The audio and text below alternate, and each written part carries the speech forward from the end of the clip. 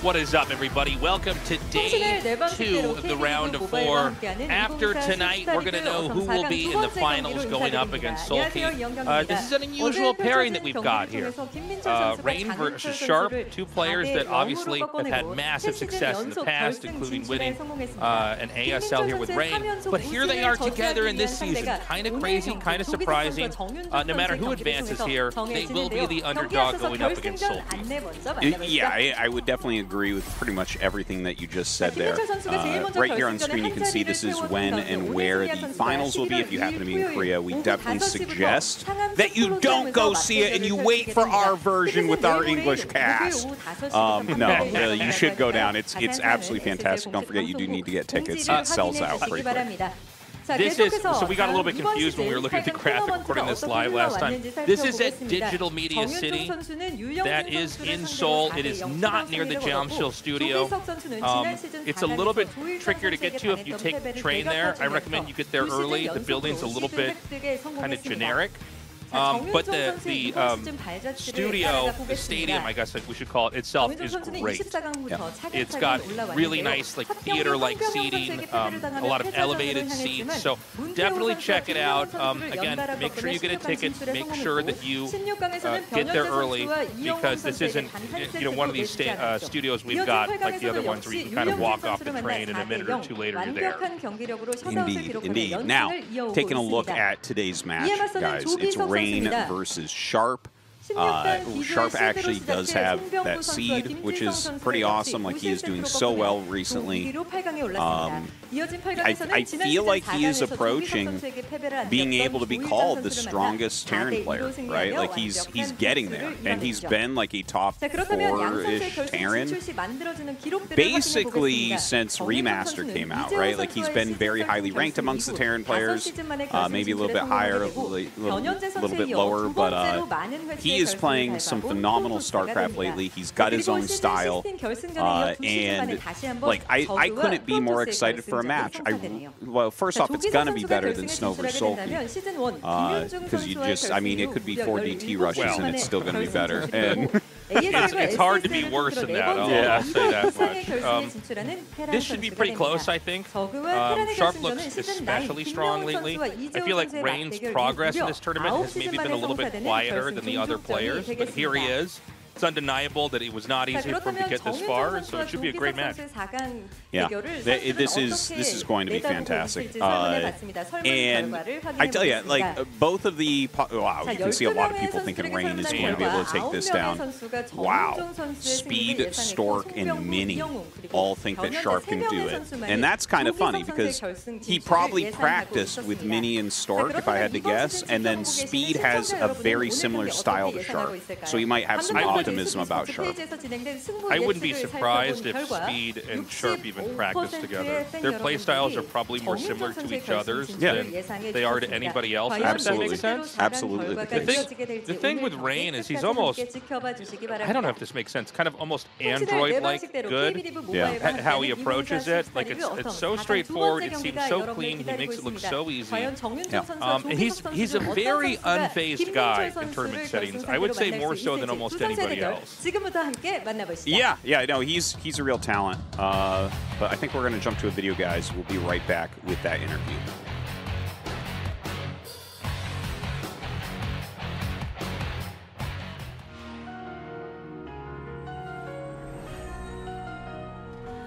Winners rise and losers fall. Reflexes sharp, minds enthrall. Gamers play, this never ends. SSL, where legends play. SSL, we fight tonight. Battles in the storyline. From the shadows to the dream, we are the SOOP StarCraft League. We are the SOOP StarCraft League. I want to live every moment.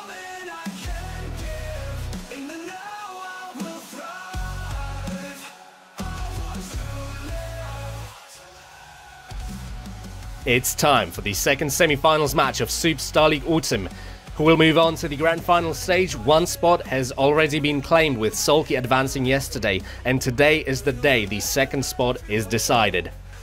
Let's start by talking to Rain first. After 5 seasons, you have come prepared to fight for a spot in the grand final. All the parts, all the elements. You recently went through mental training during your field trip to Vietnam, and then dispatched Rush, this solid player, in the match that followed. And now, in the round of 4, you've once again run into a Terran, a determined Terran. What are your thoughts? 일단 뭔가 이번 시즌에 Somehow, 막 그렇게 크게 I've not felt as hungry, as greedy this season, if I'm honest.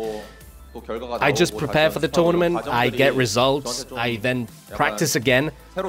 It's been fun to engage in this process as a new challenge for myself. And the results so far have not been bad. But today, I kind of want to finalize things. I want to move on to the grand final after a long while. And I saw Sulky play yesterday. He played so well. But if I manage to advance, I think he is doable. I'll make sure to advance. Rain thinks it's him and not Sharp who can prevent Sulky from getting a three-peat. The atmosphere we're in, with matches going the way they should, is a great deal of help for you. With fierce players, people coming out to say that not just your skill, your effort, your mentality this season are all perfect, but the talk is that won't fly with Sulky. What do you say to that? Well, it's kind of true, let me be honest. But if I manage to beat Sharp and move on to the finals, in tournaments, momentum matters, right? I'm confident, but I don't want to count my chickens yet, because Sharp is a great player too. Let's just start with me having to beat Sharp today. Right, let's talk to Sharp then. You've waited a long time for this. One more step and you're on the grand final stage. Throughout 17 seasons you've not managed to get to the finals, and an opportunity has arisen now after almost 10 years. Behind me, next to me, Rain is saying he is the only one to stop Sulky. He is saying it won't do for Sharp to advance. Hang on a minute, I didn't go as far as to say that. But you say you can still... I didn't say that, I didn't say... I mean, objectively, I can agree with that to some degree. I've been showing better performance offline than online now. And however you look at it, yeah, I am weak in comparison with the guy already in the grand final. However, today, Rain is playing against me, right? So let's leave that out of the discussion and focus on today. So your opponent today is Rain. You've seen him defeat Terrans to advance recently. He beat Rush. What do you think? People have been asking me since the round of 16, why aren't you picking Rain? But I see him, he is a great player. The Protoss Emperor playing off-stream is a different breed. I see him for that. That is how he's made it here, and I'm finally getting to play him. So you defeated Hero. Right. Defeating that demanding opponent. If you beat Rain now, you will once again meet a Zerg and have a chance to snatch the trophy away from him. But what is Rain like though? Personally, is he difficult? A tremendously tough player, I think. A player with no weak points. But because of that, I want to take him down. And from your perspective, Rain, Sharp is giving you a lot of credit. He is rating you very highly. As you practiced for this particular match, was your win rate good? That process isn't as important because I still don't know what I'm capable of right now, where my skill is. Last time as I practiced, I lost a lot before the game against Rush. I did not think I would win 4-0. Sharp seems to be better focused whenever he's playing offline rather than online. I don't think he is to be taken lightly. I practiced a lot, and even if I lose, I won't have anything to regret. What about you, Sharp? How did practice go? It wasn't easy. I lost a bunch. But I keep saying this in interviews, that I want to play matches I won't regret, with a relaxed mindset. I've worked hard to play games that I don't regret, so I want to show entertaining games today. Let's close this out. Any words for Rain? Rain is someone I think very highly of. Today, whoever wins, no regrets. Let's just put on an entertaining show for the fans. And Rain, what do you have to say to Sharp? Okay, I'll win then. Oh, he says he'll win. Fat chance. That won't do? Okay, understood. Please put your hands together and let's kick this semi-finals match off to see which one of our players moves on to the grand final.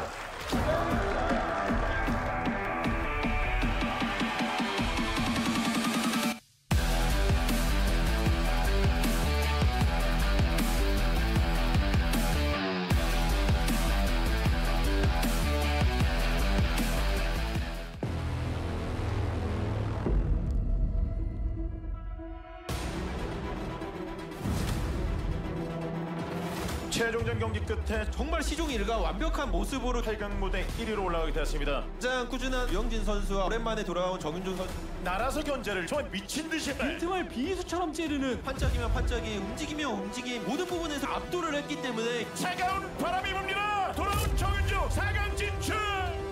테란전에서 좀 약한 이런 모습들을 보였었는데 4대0 스트레이트로 제압했습니다.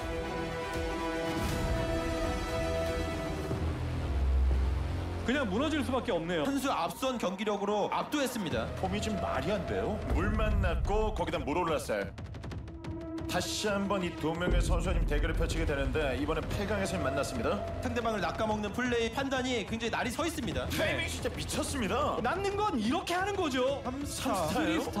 컨트롤 하나, 둘. 굉장히 이분하게 플레이를 해주고 있는데요. 한 방만 맞았고요. 6기 다 잡았습니다. 탈출까지 준비한 조기석이 4강에 올라갑니다. 복수 성공.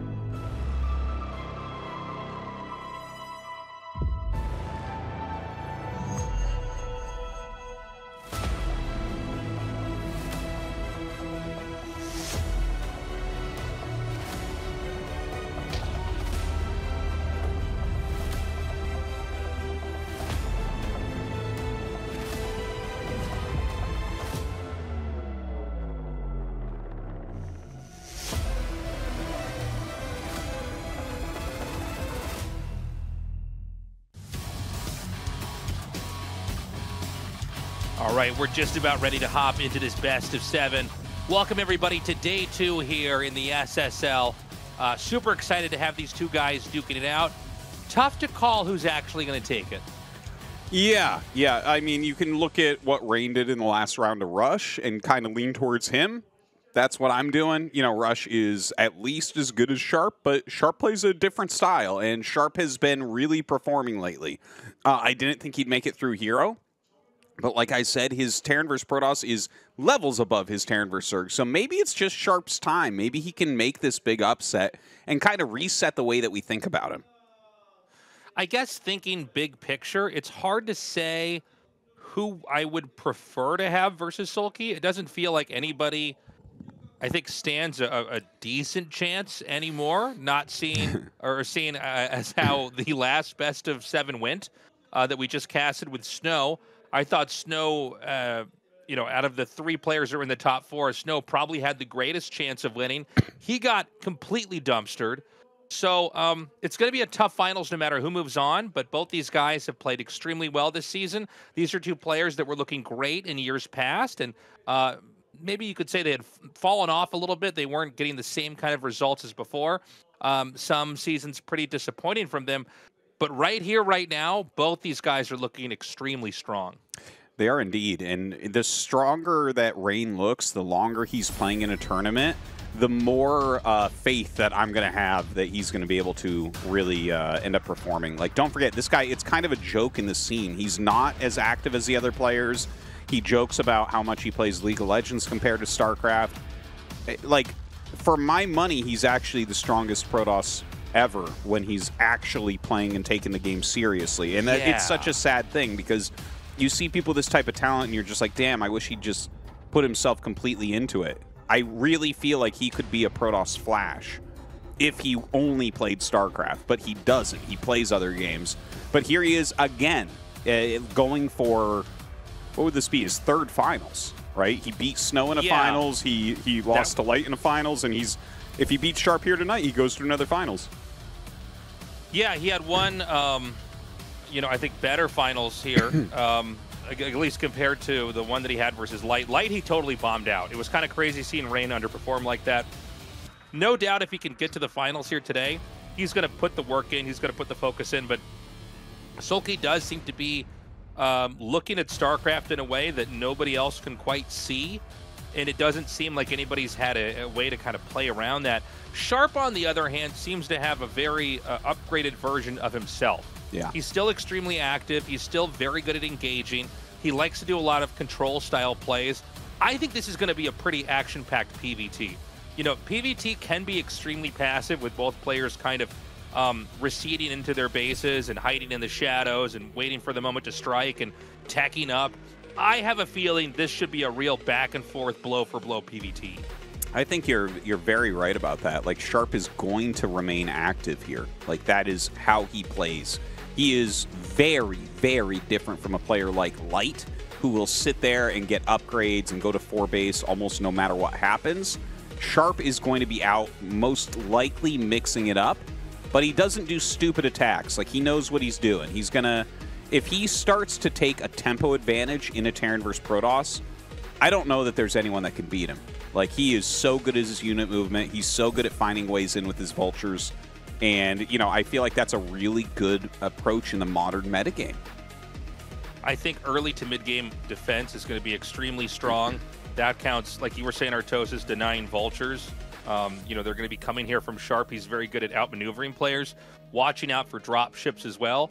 The first push from Sharp that has real gravity is going to be the most important push, I think, in the game.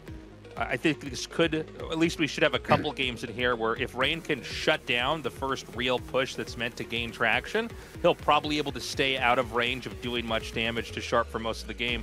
But I think if Sharp can come in here and give the Protoss a black eye, it's going to be blow after blow, and probably Rain's going to go down. Yeah. If he gets in one time and kills a fair amount of workers, that's going to be a big edge for him, and he generally doesn't throw away edges. Like, he's pretty damn good at that.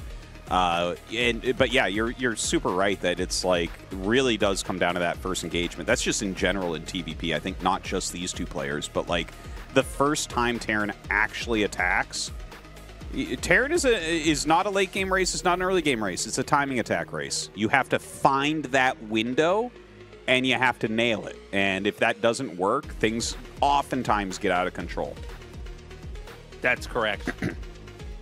Rain has shown a lot of comfortability with Arbiter tech. He's used Reavers, not to the same effectiveness as Snow, but then again, who really can?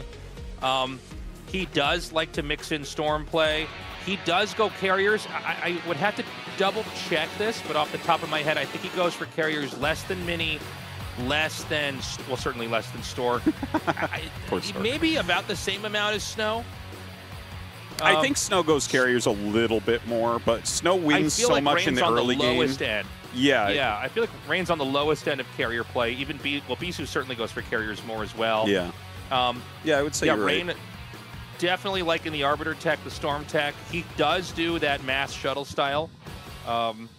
So, you know, this is going to be fun to see these two guys engaging each other. I feel like Carriers might be the weakest tech to go for against someone like Sharp just because he's so good at pushing and getting in there when he has an edge. Yeah. And it is pretty tough for Protoss to ever 100% safely tech the Carriers unless you're playing an extremely slow game. Yeah. Where the Carriers are almost kind of like a closer and not like a moment where you're going to swing your weight into your tech position. Yeah, I think actually, like, Terrans are so aggressive right now, it's got to be like a cross-spawn Nexus first type scenario to make the Carriers really make sense. Other than that, I think that it's generally better to play a different style. Now, taking a look at the maps, Minstrel is going to be map 1, so Rain wants to open on a map that he can offensive gas. It's a great choice, and we're going to get into game number 1.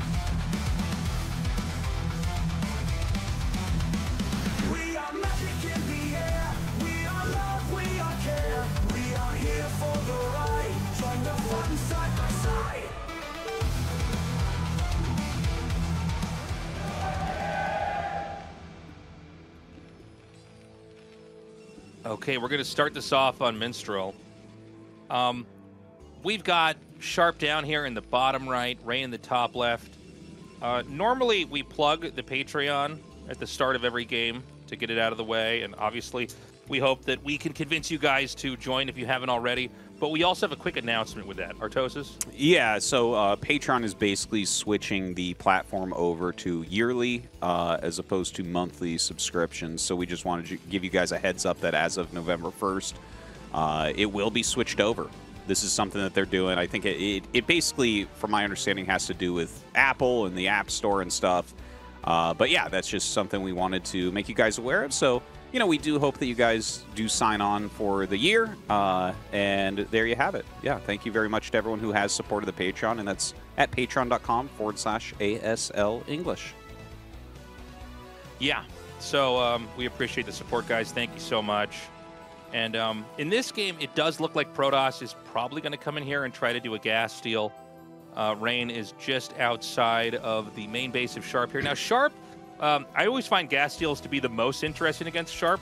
He is more inclined to just take his gas preemptively if he can. I think he's mathematically out of range of doing that because he made his barracks at that time.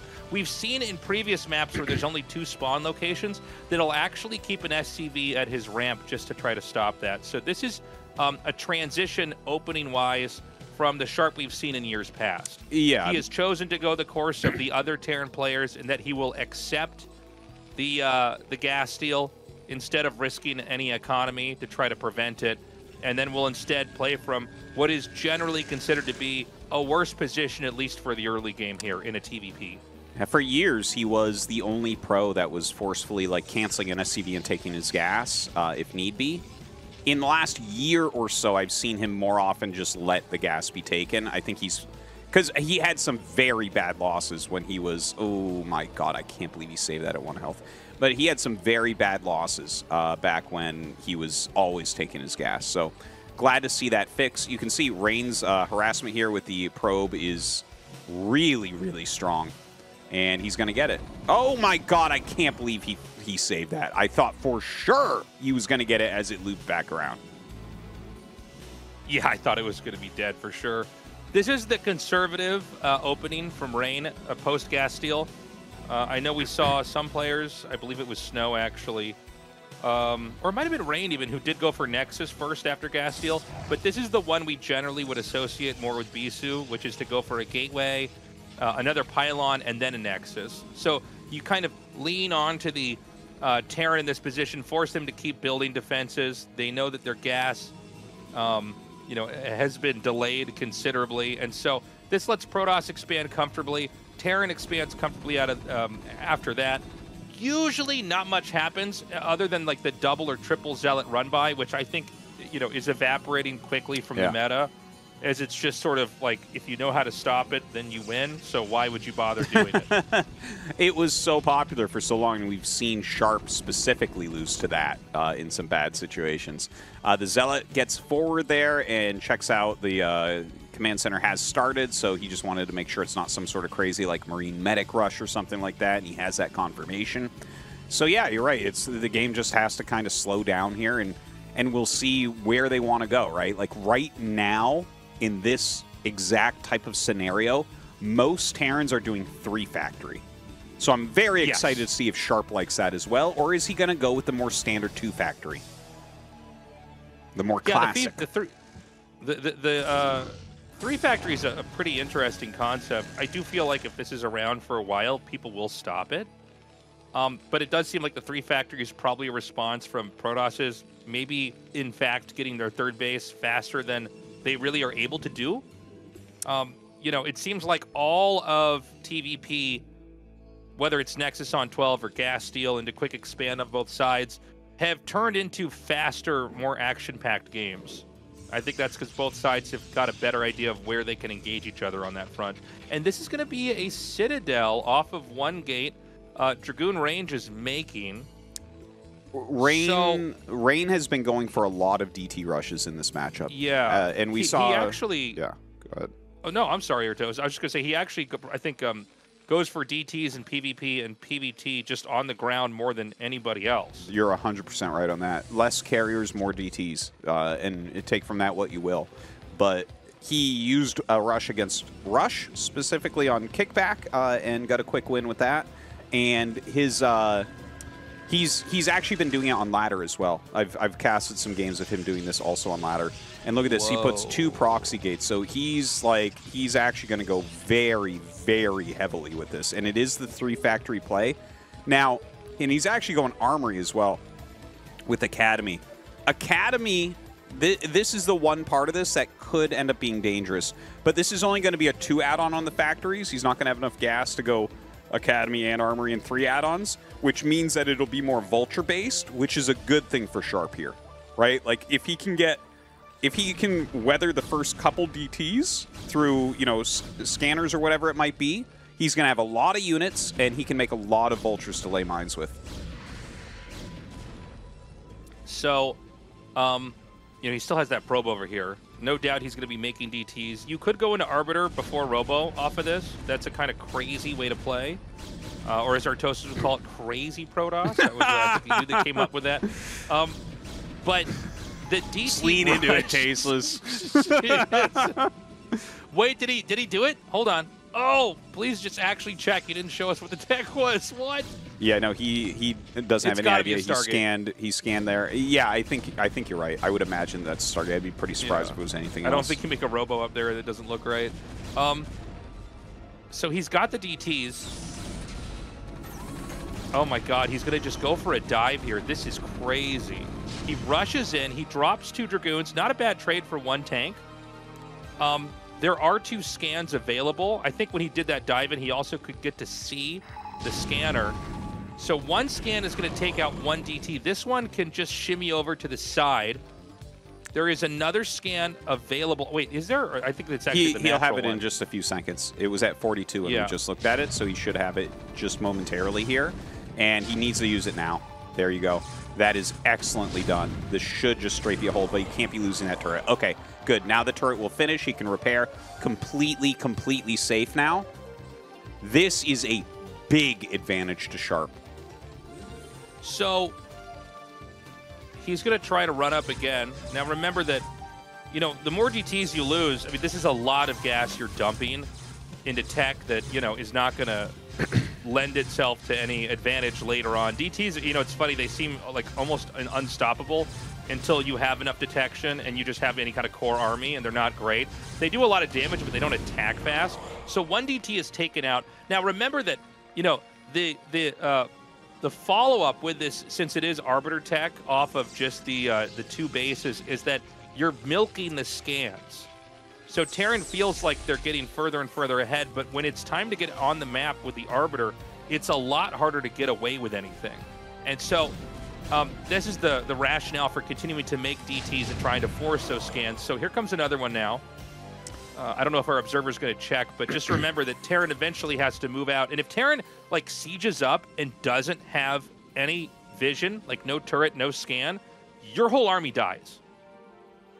Yeah, this is, like, I think Sharp is going to be able to win with this push, right? Like, he should add 2 more or 3 more factories as he's moving out, but, like, if he just makes a ton of Vultures and sends them across the map, he's got to know he has a much bigger and better army. And if he's just rotating around a little bit with Vultures laying some mines and stuff so stray DTs can't come in, I don't know how you hold this as Rain, right? You spent so much money on that and it just didn't do anything. I think the DTs had to do a little bit more here. Yeah. Again, though, if Terran is across the map and, you know, he doesn't realize that the Arbiters are going to be here, you know, Terran could very well expect... Remember, there hasn't been a lot of scans to scout because of the DTs, so you might think there's like a 3rd base. In fact, he's going to go up there and try to check to see if this is a place he can push. So he may think there's a 3rd base actually north of this. In fact, there's neither of these. The Arbiter's not here yet. The Zealots don't have the speed upgrade yet as well. The Dragoons are going to try to back up. I don't see any tank sieging just yet. Okay, here we go. He's going to do it now. Rain has to break this, and it doesn't look like he's going to be able to. I think that that Vulture flank was almost a thing of beauty from Sharp, but it actually ended up not doing anything. None of the mines connected, or this game might be very close to over right now. Rain is holding it so far, but it's not really a position he can walk out into. Now, he has an Arbiter here, and generally what you'll do is you'll walk one Zealot forward at a time to try to eat up scans, and hopefully deny a turret. And if you can do that, you can still win this game as Rain. But as soon as a turret goes up, like, see, here you go. He's running in. Okay, there's one scan, and he's got to bring another one in. He has to stop the turret. This is the main thing. If he can kill all those SCVs before the turret's up, notice how hard he's diving on that turret. He can't let the turret finish. You have to win this via cloak. The game ends because the Arbiter doesn't have any use at all. He probably should have sent these Dragoons down earlier to get in the way.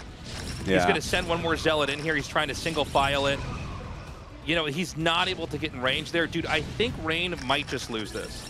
Yeah, he should. He should. Like, this is such a good position. Oh, that's a good mind drag. It's such a good position for Sharp. Rain is trying to bust out. He has stopped reinforcements, and the tank count's actually pretty low. So I think tactically, Rain has done a lot of things well, even though he didn't prevent that turret. Oh my god, a huge mine. But he actually gets a stasis. That is such a fast stasis. And suddenly, Sharp's position is destroyed. Yeah, you know, it's crazy. You don't have observers, which, by the way, this is easy to forget if you're like just kind of, you know, your eyes glaze over as you watch the match, because there's almost always at the pro level an observer over the Dragoons. In this case, he's just using mine drags and basically clobbering the Terran because, you know, since there was no investment in the Robo and the Observers, the Stasis is early, the Arbiter's early, the scans, again, are low in number because so many were used on the DTs there and had to keep being reused to keep the turret alive. And so now the tanks are going to fall. And I got to say, like, Rain's looking really good, but Sharp is recovering nicely. Sharp has his third base up. Because there's no observer on the map, it's hard to ever move across the map once the Terran's pushed. Once you've had to go back and respect the position the Terran earned, you have no idea how many mines there are. And if the Terran's a good player, there'll be plenty of mines there. So it's not that you're never going to get arbiters with this, observers with this Arbiter tech. It's that you're not going to get observers quickly. So the observer tech should be coming. Yeah, there it is now. And what Ray needs to do is start to try to push out on the map, take as many spots as possible, like having this Zealot sacked over here for the probe to make the Nexus, and try to power up. Yeah, I think macroing up heavily right now and forcing a take on that bottom left fourth base. These are really, really smart moves from Rain while he waits for those observers, because he can't just like roam the map right now. That would be suicide into the mines, and you don't want to be doing that. He is adding another forge, so he's like kind of recognizing that this is likely to go long.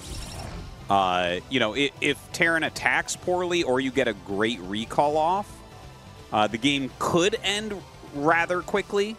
There's no way for Sharp to really kill Rain quickly unless Rain attacks into him as well. So it's kind of one of these positions where if they both play carefully, this should naturally turn into a very big macro game. I got to point out something. I think carriers are really scary on this map. I think mass shuttle, speed shuttle play is pretty good. Arbiters are going to be frustrating for the Protoss to play with on this map. Why is it's that? The 5 horizontal lanes. It's just hard to move big armies around this map. You tend to, in a game not like this, if you arc click, Tasteless. Not if you arc click. If he gets big recalls, it's the easiest way to move an army, in fact. Well, you know, on the topic of recalling, I don't think this is the best recall map. The natural and the third base kind of cover it already, so a few extra turrets and it's going to be tough to get in there, or at least it should be easy to place a vessel where you can EMP. Yeah, Any map where your other expansions kind of add this layer, like another membrane to push through before the Arbiter can get into the main, makes recall a little bit tougher to use in an effective way.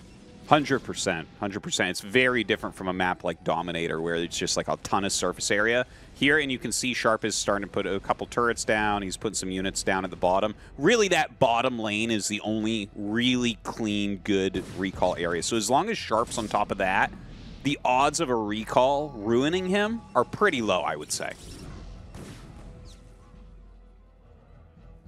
So it's 4 base to 3 base. It seems like Sharp is going to set up at 6 o'clock. You know, we've joked about, like, who's really supposed to get this base? It's really not clear.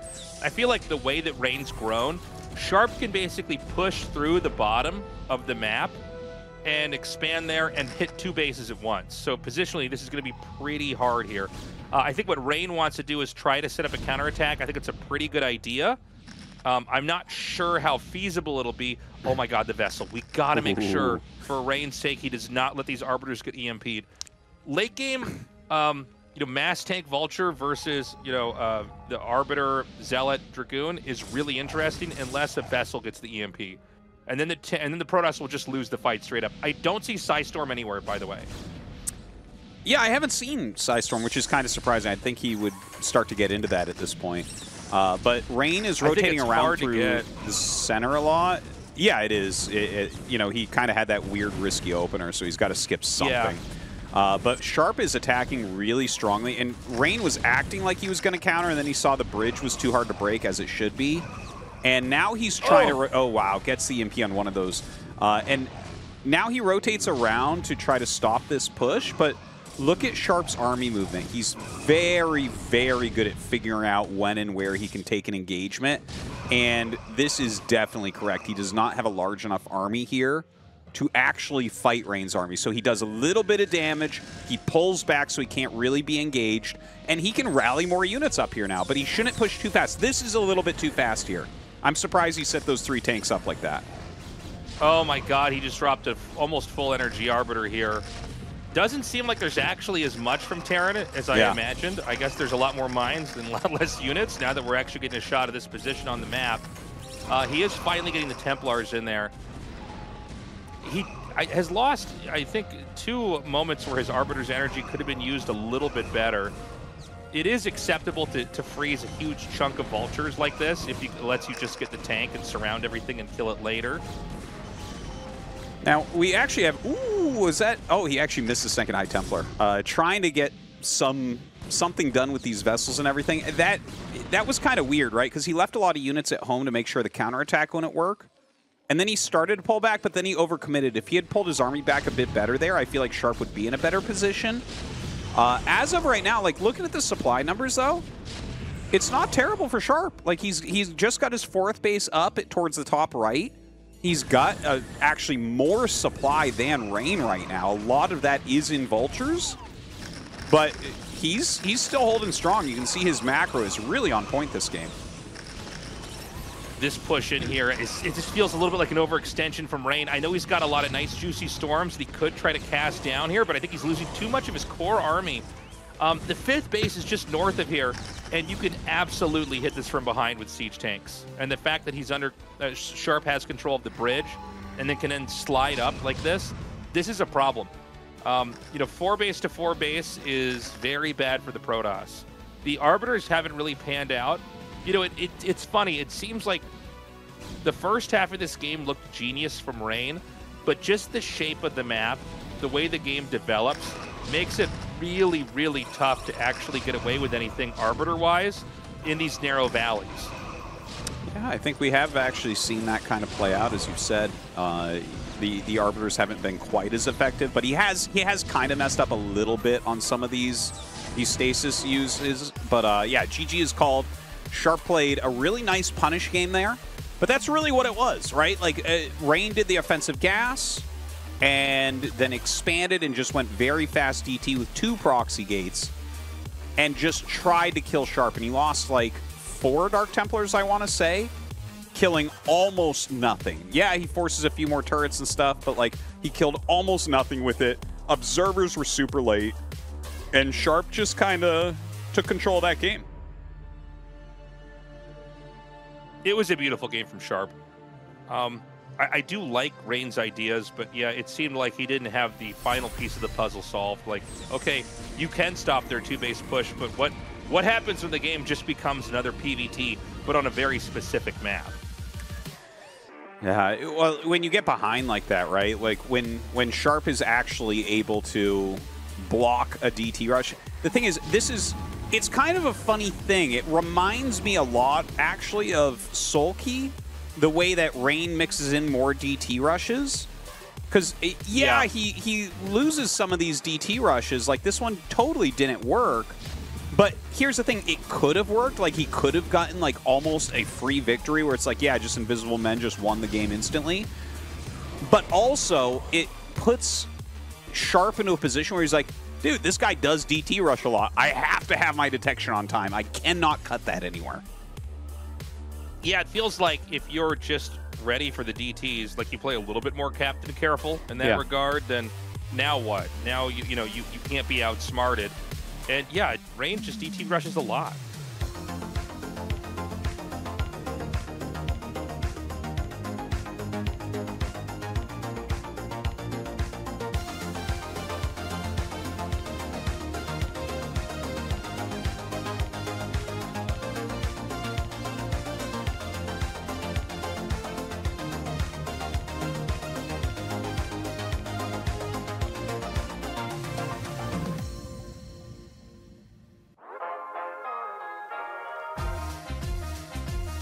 안녕하세요, 조기석입니다. 아마 도제욱전 실피드에서 EMP를 사방에 다 뿌려가지고 리콜 데뷔를 막았던 게 기억나요. 그런 뉘앙스를 보이면서 분명히 와, 어떤 것도 그게 망장난일 것 같아요. 와, 이거는 지금 이때가 중요했던 것 같아요. 이때 이걸 막으면서부터 제가 게임이 괜찮아졌거든요. 잡았는데 자, 이거까지 동원하면서 아래쪽으로는 뒤쪽으로 자, 한 번 더 들어가네, 더 들어가네요. 한 번입니다. 한 번. 멀리. 막힐 것 같아요. 근데 이게 위에 배치가 되게 선택하겠습니다. 이제 그 테란의 어쨌든 초반 이거 윤종이가 저를 첫 번째 픽으로 했을 때 기억하는데, 근데 이제 제가 이 맵을 연습을 하면서 분석을 엄청 했었거든요. 투질러 드라군들이 SGV에 같이 가요. 자, 그걸 도발당했는데요. 완전 SGV 들었어요. 자, 드라군이 체력이 근데 이거보다는 저는 S1 때 보성이 형 경기가 더 인상 깊은 게 서로 애결까지 갔던 경기였고요. 이제 양 중립 멀티를 깨겠다는 그 의지 하나로 했던 경기거든요. 아, 여기 공격 성공시키면 먹는 데가 없는데요. 네. 이게 지금 조기 목표들은 6시에 지금 자원이 남아있는 상황이거든요. 연동이 쪽에서 상대하기에도 저는 좀 부담스럽게 많거든요. 네. 자, 텍스가 먼저 해야 되는데 텍스 셋 남았습니다. 더 많은 병력. 둘 남았어요. 하나 남았습니다. 마지막 구멍이 병력 페널티가 깨졌고. 그래가지고 그때의 기억이 아직도 이제 가끔씩 나고 있습니다. 네. 5세트 보성이 형전을 선택하겠습니다. 와, 이게 아직도 생각나네요. 제가 한참 잘한다고 사람들한테 불렸을 때의 경기거든요. S7 때가 아마 모든 사람들이 좀 난리 났었어요. 제가 예전 현역 때도 이 니콜 데뷔를 엄청나게 했거든요. 명이 와, 놓치는 게 없어요. 어떤 것도 내버려 두지 않습니다. CCTV 가끔씩 보는 장면이긴 해요. 그리고 이때는 태경이 형이 저한테 마왕이라는 별명 타이틀을 지어줬을 때예요. 그냥 아예 확장기지 그래. 마인. 아비터까지 포함된 병력이 이 언덕 위로 바로 위로 올라가면은 자, 골 정면 대결을 하게끔 상황을 만들었었죠. 네, 벌써 지금 가수 좀 보내고 있는 상황이고요. 마인 매설까지 해놓고 전체적인 마인 매설과 마인 활용도가 좀 뛰어난 조기석 선수예요. 마인이 너무 많아가지고 사방팔방에 마인 있고 장기전 끝에 도면을 잡았던 경기였는데 이 승자전이 더 좋았던 것 같아요. S7 16강 도제욱전을 선택하겠습니다. 이 게임은 공대 역할. 기존의 병력을 다 뺐어야 되고 성큰 빠르게 제거하고 와, 그 레이스 한번 7시. 이레디. 자, 이레디로. 그래도 여기 저울링이 좀 많거든요. 합쳐져야 돼요. 가스통 뒤에서 합쳐져야 돼요. 아무것도 없죠. 네. 막아야죠. 자, 기필코 결국 이 자원 기지만 확보를 하게 되면은 결국 이제 추가 병력이 없는데 메디키를 막기. 자연 벙커. 벌처면 벌처, 베스면 베스, 레이스 아직도 지금 보시면은 본진 플레이거든요. 기억이 남을 수밖에 없는 경기긴 해요. 기지 쪽에 병력을 집어넣어서 데미지를 좀 줘야 될 텐데 그 전에 일단 조기석 선수가 먼저 칼을 꺼내 들었습니다. 드랍으로 내려오는데요. 탱크 머리 쪽에 그 병력을 공수하면서 중간에 허리를 지금은 끊어버렸죠. 근데 이 게임은 솔직히 저한테는 임팩트가 그렇게 크진 않았어요. 그래서 저는 이해운전을 선택하도록 하겠습니다. 본진 플레이 대 상대 3매시였거든요. 근데 이 게임보다는 그래도 승자전 이 도맨 경기가 아직도 연관 넣었기 때문에 이걸 선택하겠습니다. 이거는 어쩔 수 없어요. 그냥 S1 4강 5세트. 저의 프로게이머이자 BJ의 첫 결승이기 때문에 아직도 생각이 나기 때문에 저는 이 5세트를 선택하도록 하겠습니다. 어쩔 수 없는 것 같아요. 이번에 영진영도 꽂는 거 보니까 역시 정윤종은 정윤종이다라고 생각이 들더라고요. 이번에 명승부 치러서 결승 가서 우승을 했으면 좋겠네요.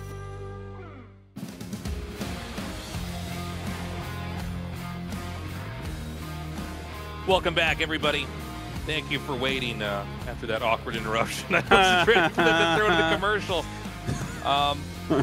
Couple thoughts on that last game, and I've kind of seen this happen more and more. You know, PVT is in a funny place because Protosses are getting even faster at expanding, and Terrans are getting even faster at expanding with the Protosses. Yeah.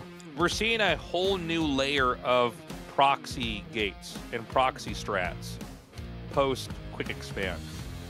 You know, it was commonplace to hide a gateway or two or a robo or two off of kind of the normal gateway expand opener that I think everybody who's followed StarCraft for a long time knows. It's interesting to see it used, you know, after Nexus on 12 or after a gas deal expand. Pretty interesting stuff. Yeah, that one I really didn't expect. I feel like proxies after an expand are just, they're such a different type of strategy that's still a little bit unexplored. I don't think it was a terrible idea from Rain. I think it kind of set up a best of 7 interestingly. But we're going to get into game number 2 here on Pantheon to see if Rain can come back from that loss. We are magic in the air. We are love, we are care. We are here for the ride. Join the fun side by side.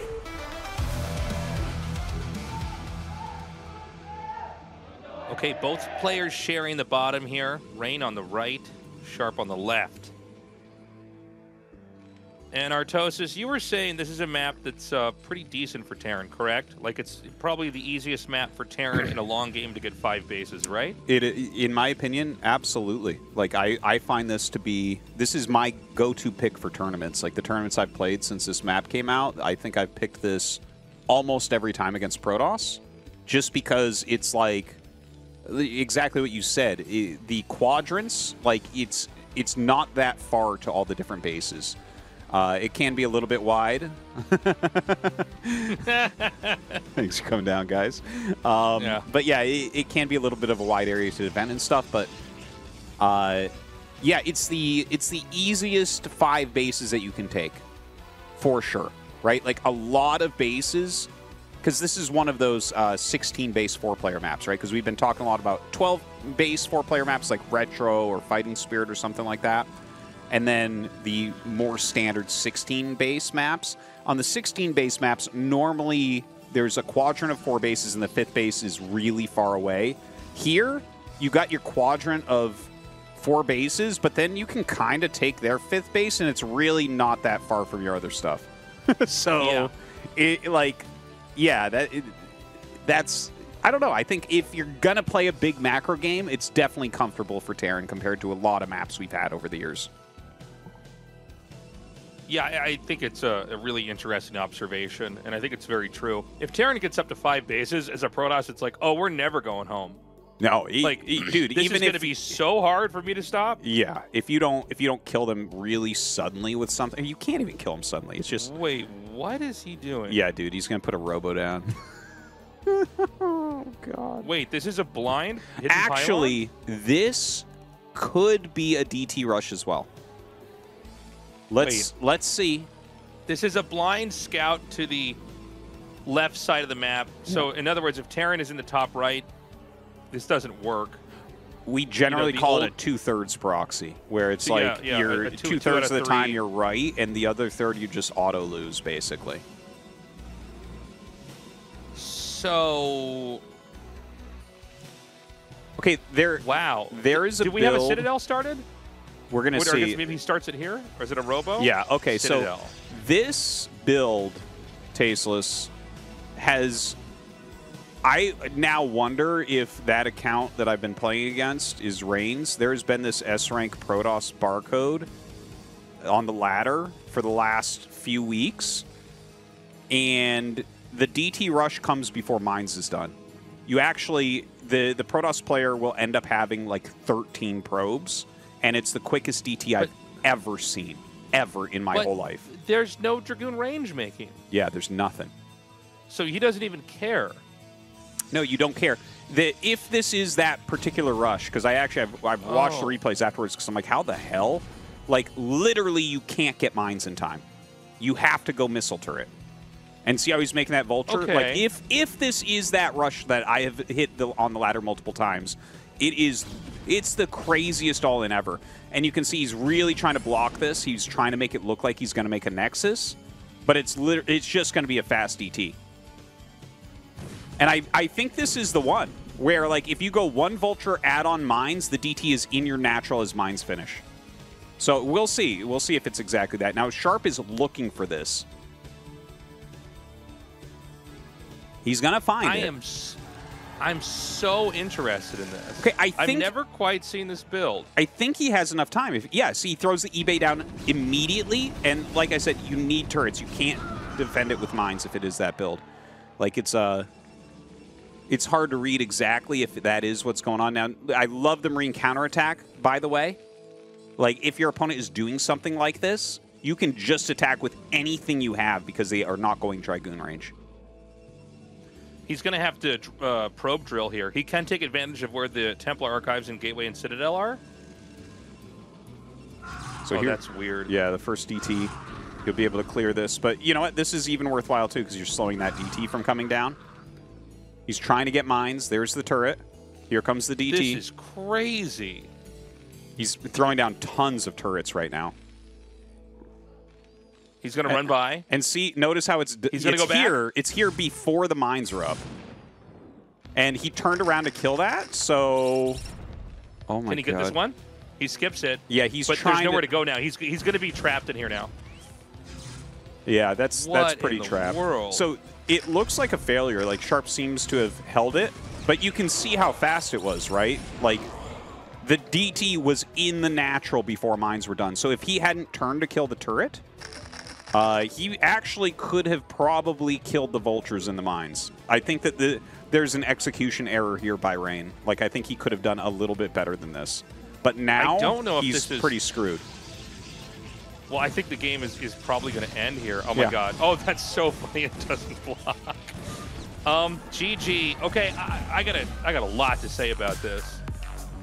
We already knew that he was more likely to go DT. Yeah. Before these games started. He's kind of showing his ass too much, Tastosis. He's taking some risks. That is certain. He is, there is some genius to doing too many, maybe the same or a similar type of risk twice. Yeah. Especially if the second time you do the risk, it's even a crazier version of the first one. Yeah. But I mean, how many more walking DT plays can he do? Probably none. None. That has to be the last one. Yeah. And at this point in time, Sharp is halfway there. I get why he would do it on that map specifically, because it's a bad map late game, so why not try something... I mean, I don't know if we're going to have anything cheesier than that in the series. I don't know if we could have a cheesier build than that. That's the cheesiest build that I have ever run into, Tasteless. And I've lost on that specific build multiple times on the ladder. That DT is so fast, man. Like, normally if you go mines right after one vulture, you can hold any sort of anything with that, right? But this one, as you saw, the DT was literally there. And Sharp has a really optimized factory. It's like, his factory is super fast, so... a very all-in rush, completely fails. We're going to go to kickback as map number 3. We are magic in the air. We are love, we are care. We are here for the ride. Join the fun side by side.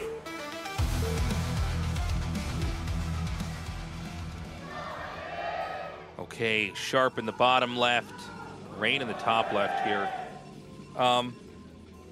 I'm getting the same vibes of the Rain Light finals, where we had these really high hopes, and Rain, who I think is very capable, by the way, of playing a patient, relaxed style, has maybe been a little bit too stylistic and almost, you know, tripped over his own reputation here, trying to not be that.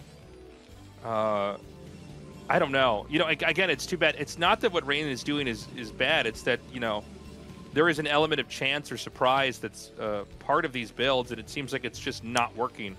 Sharp's style is too robust. The moment he scouted what clearly looks suspicious, you know, no Dragoon and no Dragoon range at that phase of the game, he went, okay, I got to start to look around the map, and that's exactly what he did. Yeah, yeah. It's something that I like to talk about sometimes, that, like, a lot of times your super strength is your super weakness. Hello. Hello, guy from Australia. We're Tastosis. Yeah. But, yeah, like, he really reminds me of Sulky a lot in this way, where we can talk about, you know, his ass is out, as you said. I like that. He's showing his ass, yeah, Artosis. Yeah, but at the same time, like, first off, if he wins that game, we're like, oh my god, it's so brilliant. And there's certainly risk inherent in it. Like, if you're playing a long-term game with StarCraft, which all these guys kind of are, you're also building your image the entire time, right? You are taking some risks and everything. And there are some really... What is that? Let's cover that up with stats on Kickback. Wait, yeah, let's put the stats on here. Is that a command center? There's no way. That would be the most insane command center ever. No, it has to be a barracks. Oh, you might be right. Well... I mean, you would never... Yeah, if that's a command center, I'm losing my mind, but... What is going on? And the Observer hasn't gone back. Oh, please just go show us that building. There's an add-on? Dude, unbelievable. No, what is this? Well, here's the thing. It's the Observer. It's the Observer versus the production, right? Because the production put a graphic over where you would see. We know how these shows are made. They're supposed to be in the same room. Did nobody see this? I mean, that has to be a barracks. There's no... Because this is a Nexus on 12 map. Just show it again. Yeah, okay, it's a barracks. Because he built it exactly where the command center goes. Okay, anyways, yeah, we can talk more about his choices to go Dark Templars a lot, but now Sharp is taking a rather large risk. He's making a lot of Marines right now. The most important thing is to not let the Zealot or Probe in here. He is going to get the third Marine out probably just in time, but Rain might push. Oh, he already has 2 hits, man. He can do what he wants with the Zealot now. Yeah, the Probe is going to be handy here as well. The Probe is a little bit faster than the Marine. Yeah. Ooh, nice snipe from Sharp. That was an excellent snipe, because there's always a world in which the Probe slips by while the Zealot fights. So, right. Yeah, second Zealot is coming down. He's got this good SimCity, so still going to try to micro here. Zealots come up, and yeah, ooh. This is such a good move. Oh, my God, the second Zealot didn't do any hit there. Oh, my God, that makes such a big difference, too. The thing right now to remember, everybody, is that Rain, from his viewpoint, from his vantage point, he probably assumes there's still a command center in one of the 2 free bases. He might be a little suspicious just because that gas is late. Yeah, that is a really late gas. That's true. And you would never do double command center or anything like that. But he should know in a second here, like, oh, okay, so even now Sharp throws the gas down. We never had a Zealot go to the bottom base. The Zealots are just starting to really stack the damage here. Yeah, they are. What is the Zealot doing? He went around? He, like, shoulder bumped the Marine? Oh, and he's going 1 base robo, man. Rain, this is a wild series. And now he sees the Marine move out, so this is still a little bit dangerous. But obviously, Reaver Tech is something that would absolutely destroy this build. Like, if a Reaver comes out, Sharp has to leave the game. He doesn't even get the option to stay. He's got to get it out first. I mean, I feel like there's a window here where Protoss can do a lot of damage. He needs to use the probes to do the worker drill here. The Dragoons are decent, even without range versus the Marines, but you need to have them work in tandem with the probes. The probe wall is looking really good. Remember that Marines are actually very brittle, to the point where a little bit of extra probe hits and they get shredded. And at this point in time, you don't really care about workers as Protoss because Terran has pulled workers too. There's 2 shield batteries. My God, what a beautiful thing. Oh, trapping that Dragoon, but he gets the Dragoon out. Great targeting there on the SCVs. The double shield battery should be enough to save him. This does look like Rain is just, that's it. Yeah. Gonna run away with that game. Okay. Crazy game. This is an interesting series because I think the risky moves are almost the more impressive ones, but they're backfiring. They're backfiring all the time. The reason why Rain opened the way he did is he probably knows that there's a really high chance that Terran will go for double barracks rush because that's a really Protoss favored map because you can expand so easily. Yeah. And so he just basically behaves as if there's a likelihood of that rush happening. Even though he figured it out pretty late, he was basically fine. And when Terran do that double Marine rush with SCVs, there really is no way to get out unless you killed off so many of their probes that you're both kind of limping into the rest of the game. Yeah, that's definitely a risky build there from Sharp. Can't blame him though. It's just that is a ridiculously tough map in this pool for Terran, the toughest map for sure against Protoss. So, okay, we're at 2-1 in Sharp's favor. A lot of cheese, a lot of aggressive, risky plays. All of them backfiring. Are we gonna get into some macro games, Tastosis? That's what I know you and I really do want to see here at the end of the day is some nice big macro games. I'm sure we've got at least 1 or 2 coming here. Glad to see that Rain survived that. It's 1-2, guys. Coming up next is Game 4. We will be right back.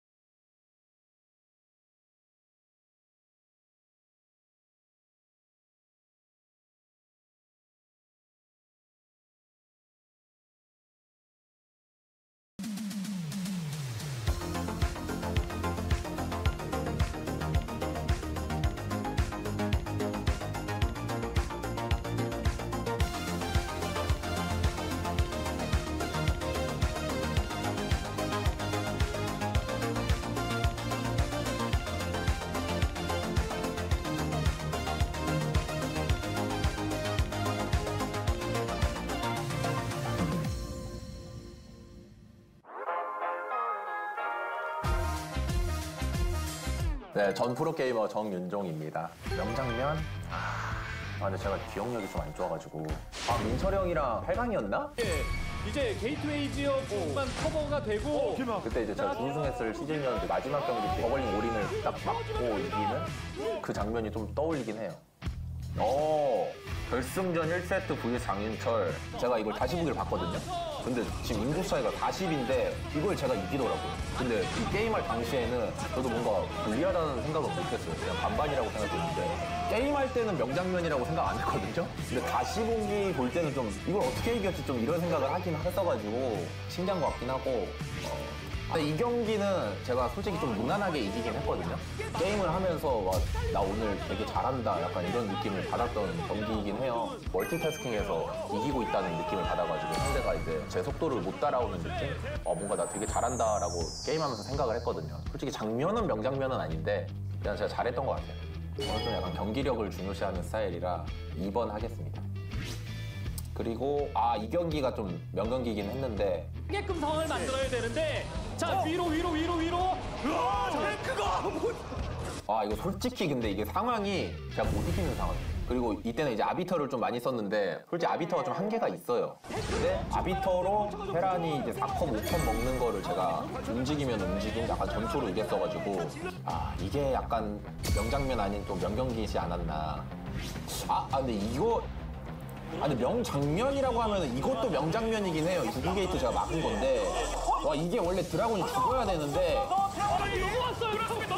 넘어왔어요. 딜러들 짓밟고 있고 있습니다. 딜러 둘을 잡고 타고 넘어왔습니다. 근데 이게 진짜 명장면이긴 해. 이거 원래 드라곤 죽었어야 됐는데 프로 비비면서 이게 넘어가는 거를 연습 때도 한 번도 안 했었는데 약간 대회 때 즉흥으로 하긴 했었는데 이것도 좀 명장면이긴 한데 근데 명경기예요. 명장면이에요. 명장면? 그래도 4강 때 김성윤 선수랑 한 게 이제 명장면이라고 해야 되는 상황이 많이 나왔어가지고 이게 명장면인 것 같아요. 갖고 있는 명분 있습니다. 여기도 스톰 잘 써.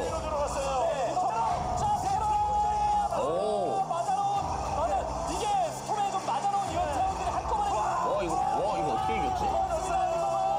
제가 그래도 푸푸전 항상 좀 잘할 때 200대 200 싸움은 거의 안 진다고 생각을 했어가지고 200대 싸웠는데 이기긴 했네요. 윤중이 형이랑 했던 거. 없었거든요, 계속. 했을 것 같거든요. 이거 이기면 무조건 지금은 사이닉 통 쓰면서 이게 유닛들이 제대로 들어가질 못해요. 근데 이거는 진짜 기억이 안 나요. 이거 병구형 경기는 게임 보면은 기억을 했거든요, 빌드도. 근데 이 게임은 진짜 기억이 아예 안 나가지고 그래도 1번 선택해야 될 것 같아요. 난 자원 피해를 이 없는 타임에 이번에 무시무시함은 증명이 됐거든요. 장윤철이 이 상황에서 배가 파주기 위해서는 이 리버 걷어내고 제각도 잡고 있을 때 코로서 여기까지 괴물의 등장! 좁은 길목을 포기하고 이 좁은 길목으로 기름을 쏘고 이게 안 잡히네요. 이때 리버가 하나 계속 남아가지고 맞아 그 리버가 아니었으면 제가 졌을 것 같아요. 이때 맨 마지막에 보면은 커세어 대 커세어 싸움을 제가 졌어가지고 맞아요 이 리버가 어떻게 보면은 저한테 우승을 남긴 리버라고 저도 생각을 해가지고 명장면 맞는 것 같은데요 이거는. 그리고 이게 이제 바깥에 로고 짓고 이제 다크드랍 아닌 척하고 이제 다크드랍 하는 빌드였는데 이게 셔틀이 걸렸다면 진짜 무조건 당첨되는 거였거든요. 그렇지. 들어오는 구역만 수비하면 되겠다 이렇게 생각할 수 있거든요. 자, 그 와중에 근데 정글링아니 지금 여기서 스쿼드로 다 봤어요. 본진을 다 봤어요. 절대 드랍이 올 수 없어. 정글링 컨트롤 하느라고 본진에 드롭 썰릴지도 모를 수 있어요. 용산 이런 타이밍에 공격이 엇갈리면서 정의 쪽에 손을 들었었거든요. 이때는 좀 머리가 잘 돌아갔어요. 이때 좀 잘한 것 같네. 그래도 결승전 때 마무리를 지었던 이 장면이 그래도 명장면인 것 같습니다. 박상현 선수다 이렇게 되구나. 윤철이 제가 결국 우승했던 장면이라 그래도 윤철이랑 했던 걸 선택하겠습니다. 이거는 그냥 바로 2번 선택할게요. 다들 아실 거라고 생각합니다. 상현이랑 했던 저 경기를 되게 잘했다고 해주긴 하는데 결국 전날 졌거든요. 결승전을 못 갔는데 그래도 이긴 경기를 넣어야 되지 않나. 우승했던 경기를 선택하겠습니다. 근데 막 그렇다 명장면은 많이 없네요, 제가. 지석이는 제가 봤을 때 대회 때 더 잘하는 선수 같아요. 저는 잃을 게 없는 사람이거든요. 마음 편안하게 이기도록 하겠습니다.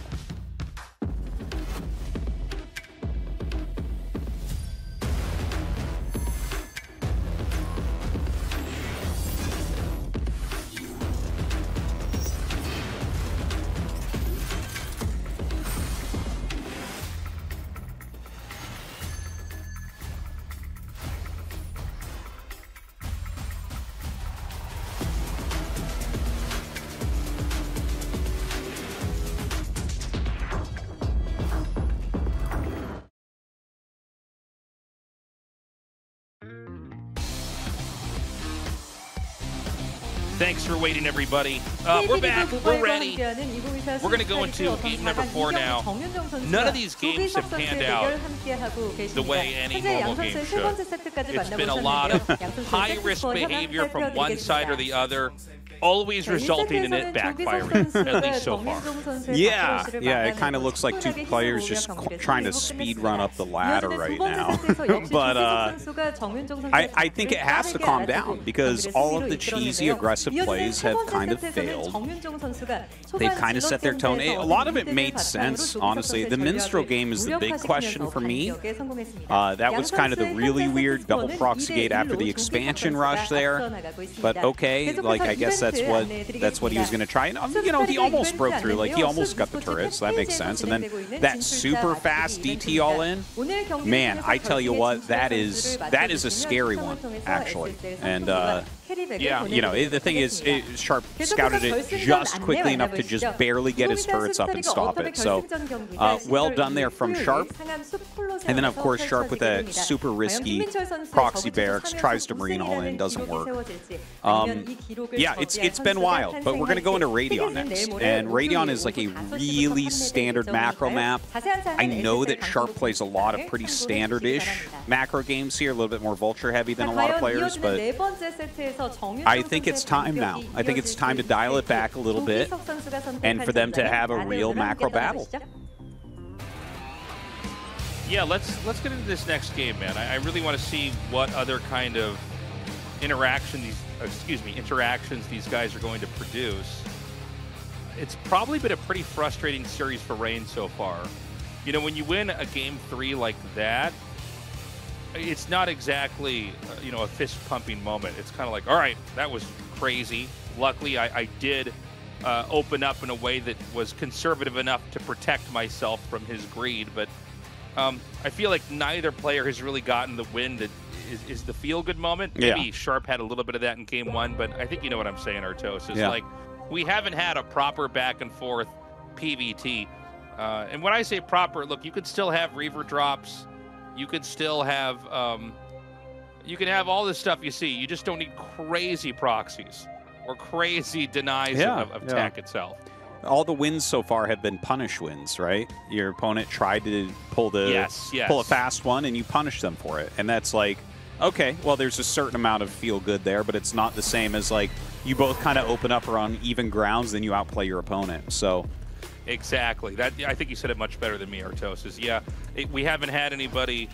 We haven't had a normal interaction back and forth PVT. Let's see if we get one here in game number 4 on the map Radion. We are magic in the air. We are love, we are care. We are here for the ride. Join the fun side by side.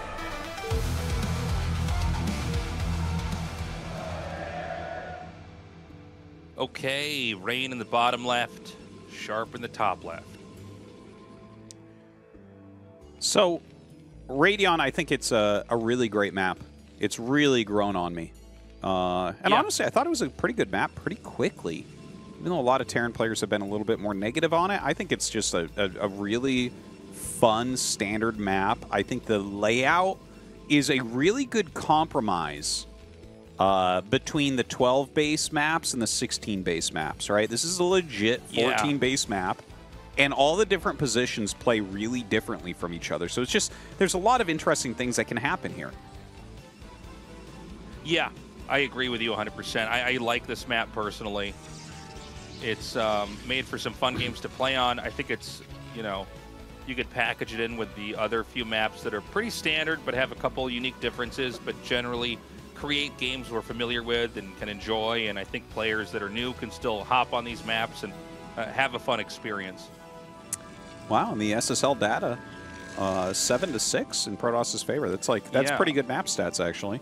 I mean, it's a tiny sample size. Sometimes we see hilarious map stats where, like, we know the map is imbalanced in one way and it just won't show that because it's like, well, I don't know, man. Flash won 2 games here, so I guess it's actually, you know, Terran favored or something. But, you know, we're getting a fair amount of games on Radeon. I actually wouldn't mind to have this map around for a while. They've been trying to make a really good 4-player map to kind of replace Polypoid, right? Vermeer was an attempt at that, and Vermeer stuck around for a while, but this was actually the try after Vermeer. Like, both of them were funded by AMD, actually, where they got a ton of pro gamers with map makers and tried to put together a map that would be, like, really well balanced, a good 4-player map. And Vermeer was pretty good, but it seems like Radeon has done an even better job. It's really important to have 4-player and occasionally 3-player maps cycled in and out. Yeah. Because most people play on 4-player maps. Remember that there are actually a lot of 2v2s in StarCraft. If there was ever any way we could get somebody back at Blizzard to just make a few improvements to Remastered, it would be to have competitive 2v2. I love 2v2 in StarCraft, but you need to have you know, a solid-looking 4-player map to have that. And you know, there are, I might be wrong, but there are, I mean, I don't know how many exactly. I don't have the numbers, but there are a lot of team games being played at any moment. Yeah. In StarCraft. It's surprising, actually, because it's just a world I don't dive into. I know slightly more about a little bit. Yeah.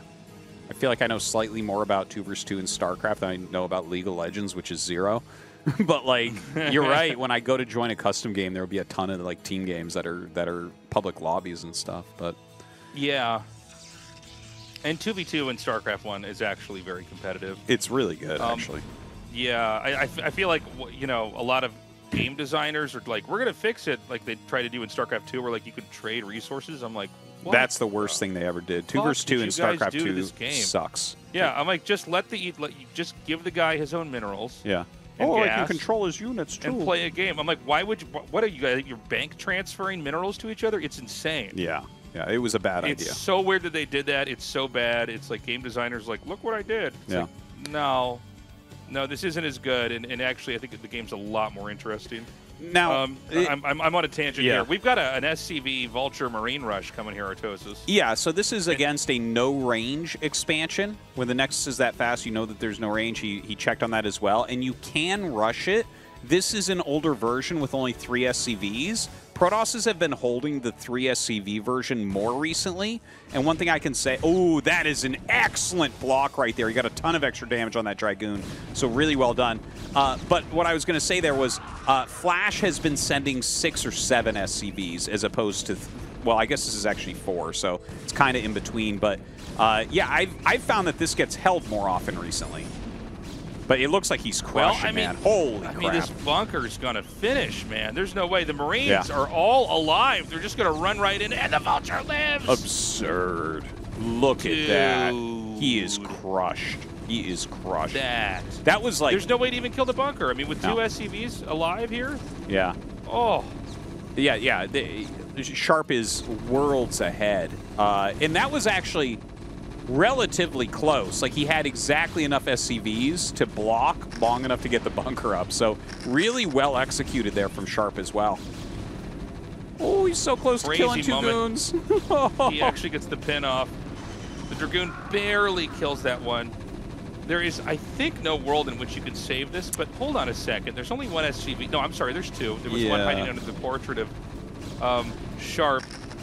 So he just, I don't know if that was... I'm actually confused about what even happened there. How did that Dragoon not die? Oh, it's like, yeah. Oh, did the mine kill the other mine? Yeah, I think so. I think so. Okay.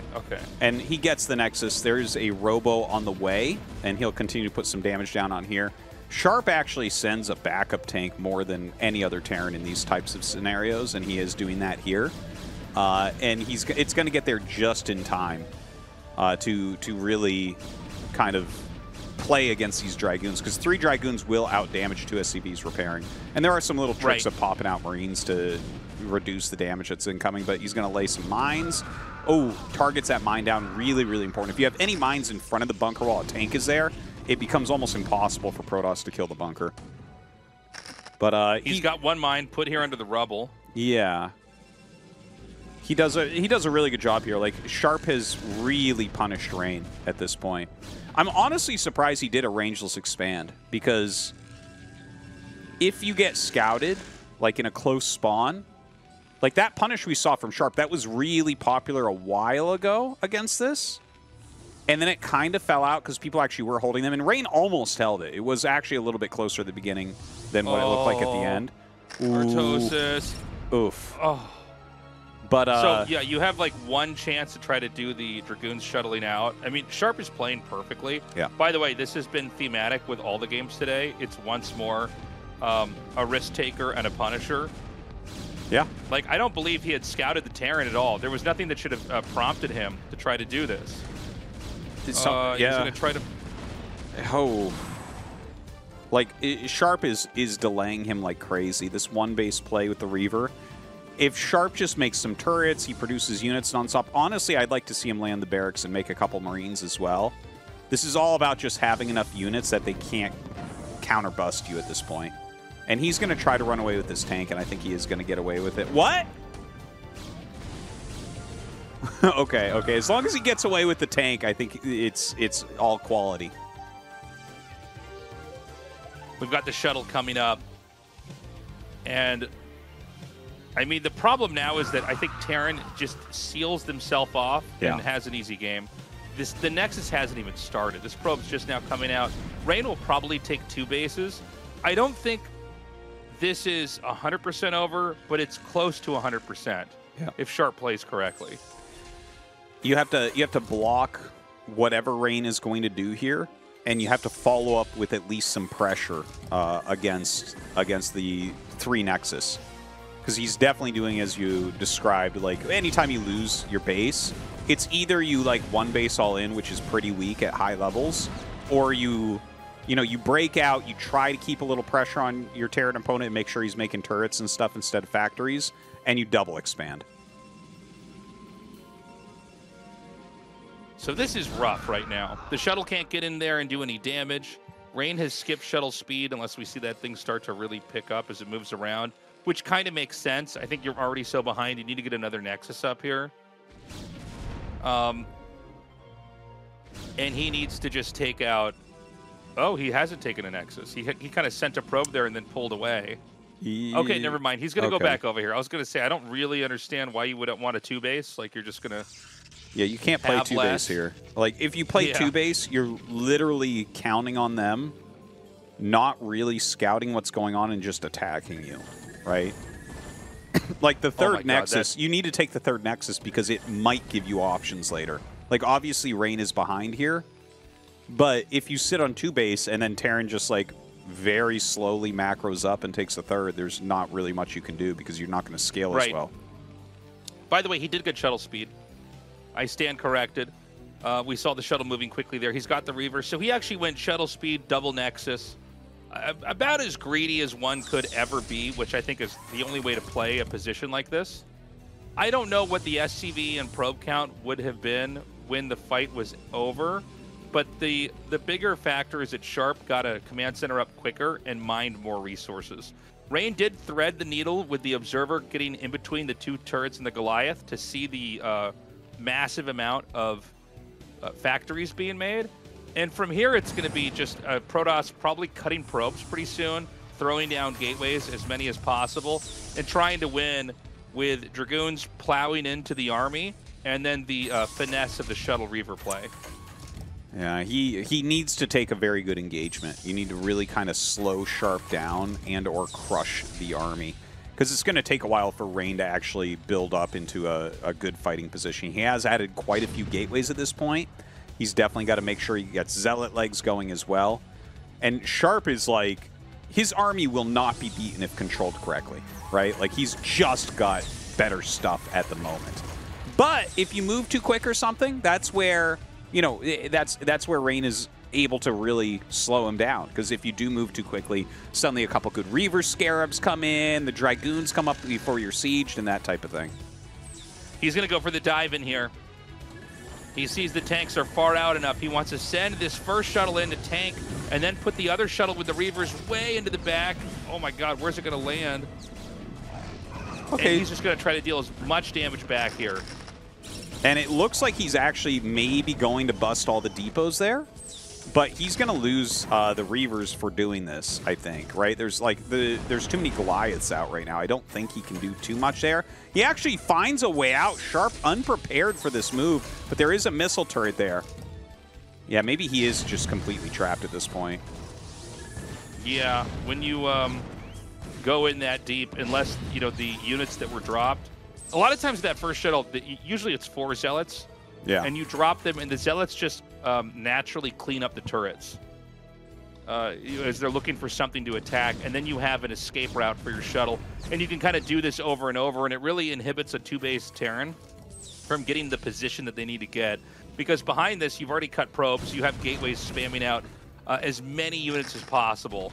And you can always take that shuttle and mix it in with the rest of your army. But right now, it's just Dragoons rushing into you know, Vulture, Goliath, tank with mines. And there's enough tools at the Terran's disposal to usually control this in a way where it's hard to ever win as the Protoss. And you can see Sharp's control is really smooth. He kind of shifts tanks from the left, takes ones up from the bottom.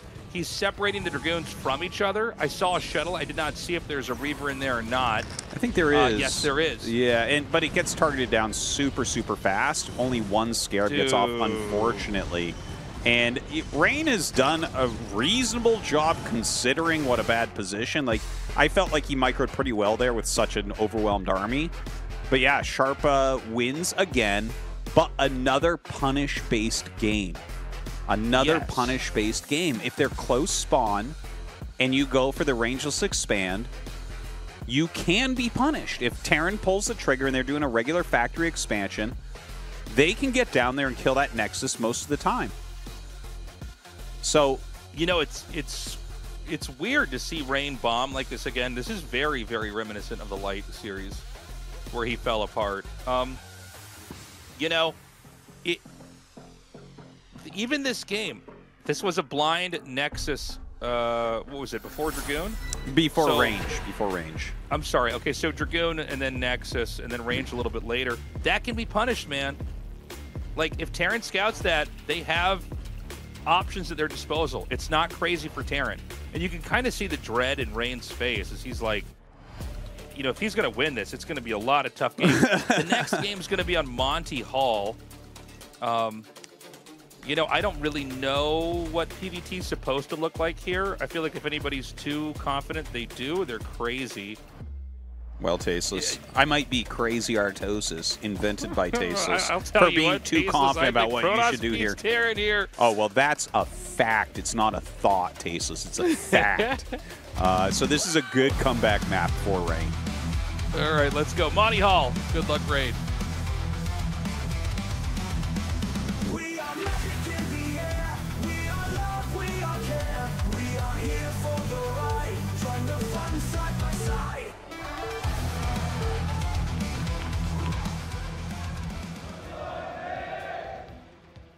Okay, Sharp in the top left, Rain in the bottom right. And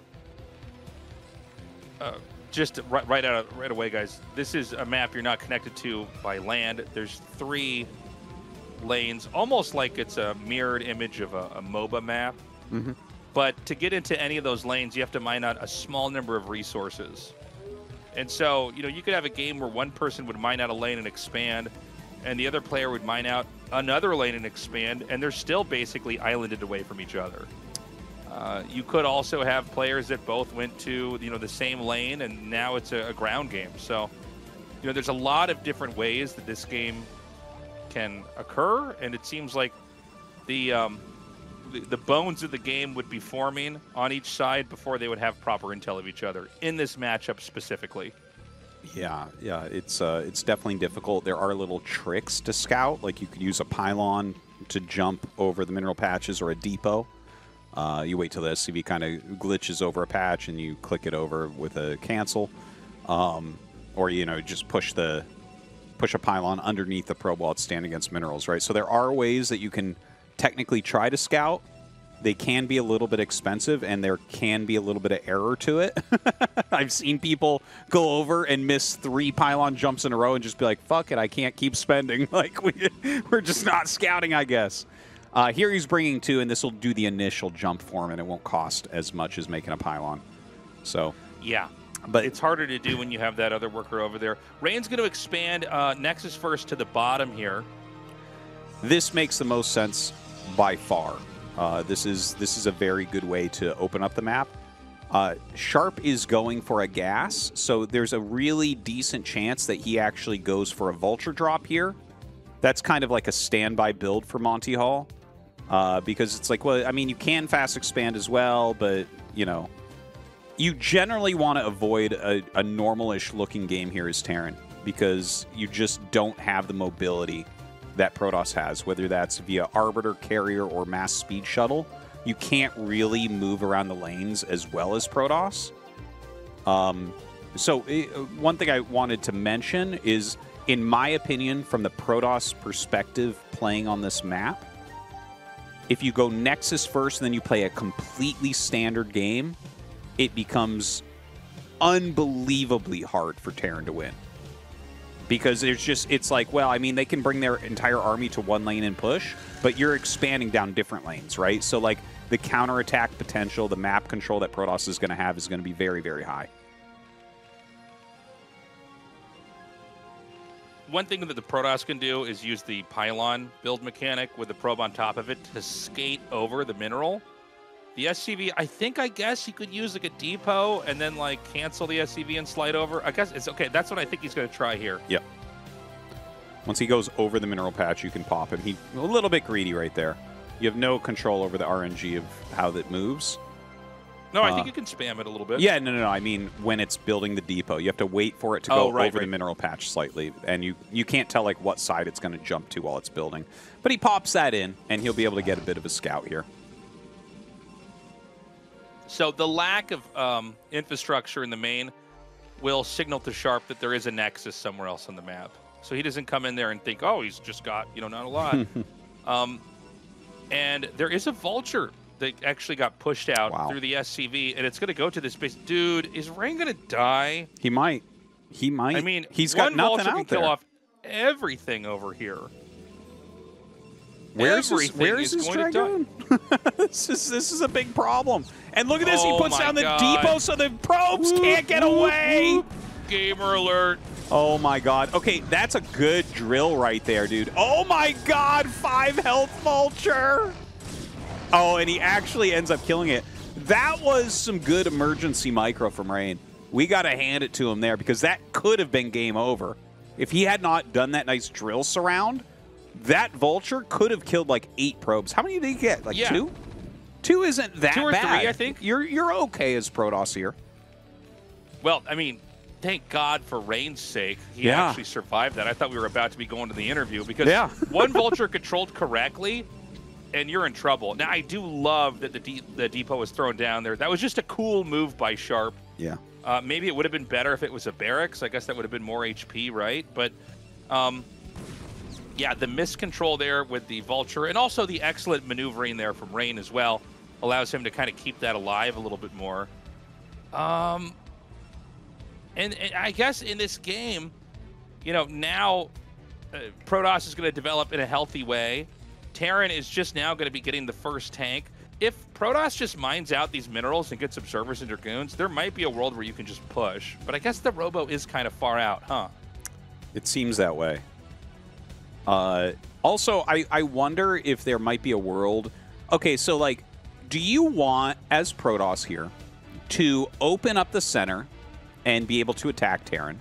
Or do you keep it closed and expand to, like, the right side of the map, right? So you kind of control those lanes and he controls the center lane. Because the right and left lanes are actually stronger. Obviously, it's a shorter distance through the center. You think you have to open it up? I think you got to open it up. You don't want Terran to push in there, siege up, and then mine that out and start to push you. Yeah. I think you need to start to try to have situations where you can just come in and bop them. Sharp is going to be a little bit behind here, only because Rain did such a good job holding that initial attack. I love the pylon placement here as well, just kind of blocking off places where command centers could be made. This map is very confusing to play on. Yeah. It's so much harder than it looks. I mean, we're seeing everything, but like both sides are running off of a lot of incomplete information. Like Sharp doesn't know right now if there's a third Nexus or not. By the way, one has just started. Yeah, that's pretty good timing, right? 6 minutes 30 seconds, good timing for a third Nexus. You know, maybe not especially off of a Nexus first build, but hopefully he gets that observer out to kind of scout what's going on. Sharp has some good mine coverage in the middle lane and the bottom lane, and there is Reaver tech coming up for Rain himself here. So I do like the position that Rain is making. You know, it looks like a dropship is likely to be coming out here from Sharp, which will give him maybe some aggressive options to deal with. And look at this. Rain does mine out that center path. Okay, the Dragoons are going to start to push here towards the middle. I think you have to generate a threat on this base, because this, even though Terran will probably defend it easily, at least they have to stay there and hold it. Sure. And if you're going to have a game where, like, let's say that the Terran wants to do a counter push on this side of the map, you know, Protoss are always stronger in counterattacks. Yes. And the fact that this map is shaped in these 3 aisles that move down, you know, diagonally towards each other, I would just, in my head, I see a game where Terran pushes and Protoss just counterattacks up one of the other lanes, and Terran has to go back. Yeah, that's what can be very hard about the map that I was talking about kind of earlier, where like if it gets into that standard macro game, that gets really hard, right? Like the entire Terran army trying to move back. Think about Eclipse and how it had 3 lanes that were hard to switch between. This is much harder to switch between. So that makes those attacks really, really strong. Honestly, I don't know if Sharp will ever mine out the minerals at the top. You know, I think you might just keep that lane completely shut off and be like, okay, maybe I'll play the bottom 2 lanes or something like that. But he also, like, he's completely mined out the middle. He hasn't mined either of the other lanes out. We might just see him try like a very strong timing push down the center. Maybe that's his best chance to win. I think that could be fine. I do feel like it's hard to push into that spot through the middle. Yeah. You're not going to hit either Nexus, and you could put a lot of gates behind that, and it just feels like a place that Terran has to reach pretty deep into that position before he can threaten anything at all. And Rain, on the other hand, I mean, he's really developing nicely. He's getting cannons everywhere. He's got more gateways. He's starting to get observers everywhere to kind of monitor what's happening on the map. He's getting his Reaver tech. We saw the shuttle just finish a second ago. And there really isn't a whole lot that can be done here from Sharp. I mean, remember that Sharp is, I guess along with Speed, probably, you know, the 2 most aggressive in-your-face Terrans. Yeah. We've seen it today. We've seen it in plenty of the other games and this season and seasons before. But when Rain is able to get into a defensive mode and get those wheels spinning, he's usually pretty solid. He tends to not really... you know, have any kind of Achilles heel, any kind of weak spot that can be exploited. So I feel like, you know, we were talking about this whole series being punish after punish after punish. This is the first game where we've seen things develop normally, although we did see Sharp attempt to do a fatal blow here with the Vulture depot block. But now we're all past that. And I do feel like this is where Rain's strong suit really is. And right now, they're both playing... I think basically perfect games.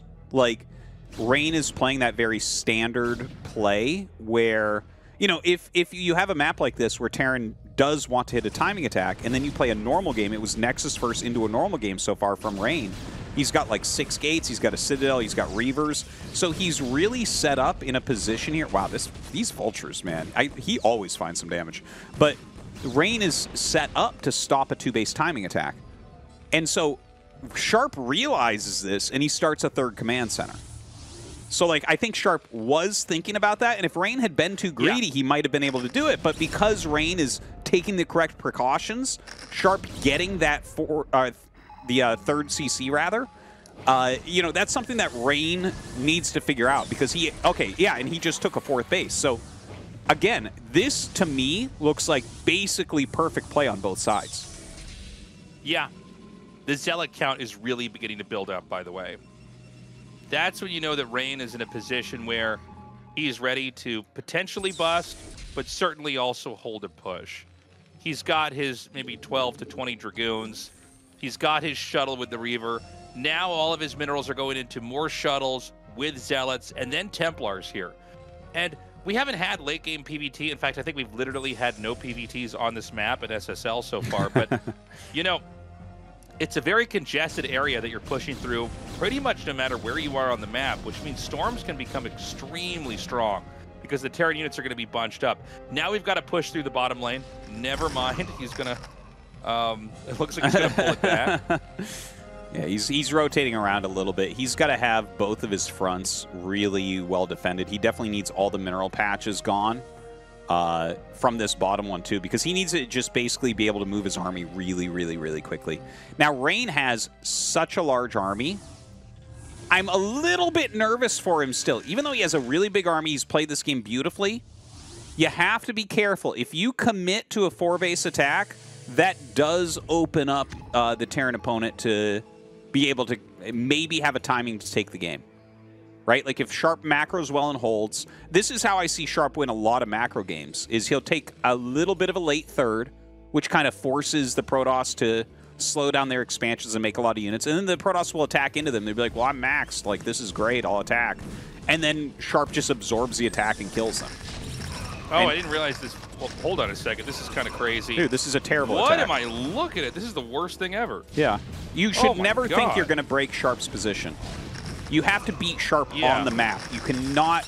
I have not seen him broken anywhere with a normal opening in a very long time. So this seemed very wasteful to me. This is how to win TVP, is you slow them down a little bit and then they attack you. They're like, well, my army's huge. And then you just absorb this huge chunk of army. Looking at the numbers here, like number-wise, Sharp looks really good. Rain is taking a 5th base, which is really important. He has Psystorm. Okay, I mean, we definitely have a game here. This is getting more and more interesting here. I think Rain has made a couple mistakes and kind of overstepping, but it's nothing fatal. Well, hold on. Is he going to do it again? No, he can't. I was about to say, where is Terran going to push? But it doesn't matter if Rain's going to attack in. Yeah, he keeps attacking. Oh, this is insane. Well, he gets a few Psystorms off here. He has the Reavers there. Okay, I mean, these are pretty good Psystorms, but we're so close to his base. Like, all these bases are close together. Are you actually going to break this? Well, if he can get the Reaver over there and start hitting SCVs, that's going to be great. You know, the truth is you don't really care as much if you're trading units for units. You know, if he could get the command center, which I think it's too late for, right, he's going to try to dive in again. Nice Scarab shot. I love that. But eventually the Reaver is picked off. You know, it's a little bit of an odd game here. It is. In defense of Rain, I mean, this is a weird map to play on for everybody. I looked at the way that he's expanding in this horseshoe shape on the map, and I feel like that's all you got to do. Yeah. Keep expanding storm stuff. First of all, he can storm drop bases. He can also just storm Terran if Terran pushes out. And then behind this, what I would do, once you're up to like 6 or 7 bases, is just make 4 Stargates. Yeah. You know? Yeah. And just as the game develops, get 4 carriers, then 8, then 12. And what about that 16? Kind of Do we go to 16 from there, or you never go to 16? Never Artosis. 16. Amateur question. Amateur question. I'm so that. sorry. One more control group. It's an A move race. Artosis. It's not a 1A 2A race. How dare you? How dare I? How dare I overestimate Protoss for once in my life? No, you basically. The truth is, 11 or 12 is always fine, but then you need resources in Templars. Yeah. You want to have like and DTs and things like that on the map. He's going to dive on the CC, and I think Sharp is not quite paying attention, and he's going to get it. So that's, as clunky of an attack as that was, we would count that as a victory. It's almost always correct to unsiege and attack if they sacrifice a bunch of units to kill your 3rd base like that, because there's just not a lot of play otherwise. But because Rain has 2 bases on the right, even if this attack is pretty successful, I think Rain's still ahead. I guess we'll see on that. But ooh, this one tank really being a pain in the butt. Oh, just pulls that back. So annoying. Yeah, well, here comes the counterattack. Protoss has to scramble to get over into this position.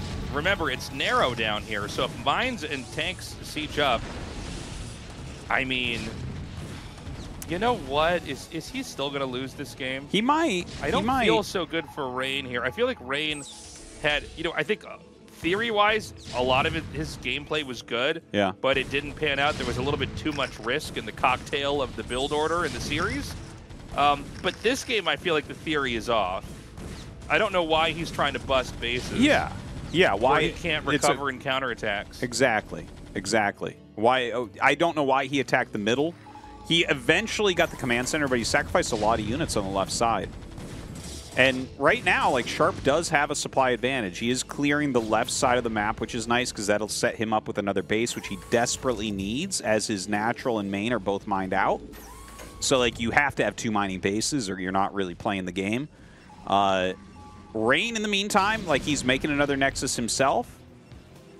But he's pretty low as well. Like, they're both drying up quite a bit. And so, go ahead. Sorry, one thing that I think Kickback has really dialed home, when you have a map that runs out of resources relatively quickly, as Protoss, you don't want to ever attack into Terran. You want to whittle them down, you want to do counterattacks, and just let the slower expansion pace of the race kind of time them out of the game. And we've seen the opposite of that from what Rain has done here. Yeah, that's a very good point. You can just let them run out of oxygen. You don't have to, like... there's many ways to end a game. Some are more epic than others, but some are certainly also more smart than others. And I feel like what Rain's done is given himself needless exposure to damage. By the way, we haven't really talked about this that much. These drops at the top and the bottom have been really annoying. Yeah. It almost makes me think you have to go double robo on this map and kind of rely on just Storm and speed lot drops and stuff like that. I think you're right. And I mean, I think he's been on one robo the whole time, which you can kind of go for a lot of shuttles on, but then you're lacking on observers. But I think this is going to be a slow, painful death here for Rain. He's kind of lost control of the bottom left. He's losing control of the top right. It seems like he's, in some ways, almost giving up on it. We see the majority of his army is in the middle of the map, where the Terran's army is. You're going to need some good size storms to clear this, that's for sure. Yeah, I mean, he might be able to do this. The more SSL I watch, sometimes I can't believe what some Protosses can do with how they push in, but this should be Terran favored regardless. I mean, this is... When the tanks are all sieged, I think it's almost always a no. If they've got adequate Vultures and Goliaths, don't do it. If tanks are unsieged, then you go, oh, maybe. Well, when they're unsieged, a lot of times they're so clumped together that you just kind of drop everything out, throw down some size storms, and a mine drags in, and you're good. But yeah, he's going into this completely entrenched position. My God. He is getting some good size storms in there, but his army's going to get erased in a second here. Sharp is going to win this match. That is a lot of size storms. An impressive amount of size storms. This is kind of unreal. I mean, the size storms were so good. Yeah. Oh my God. I don't know. It's going to be just one tank with 6 HP to tell the tale of that battle.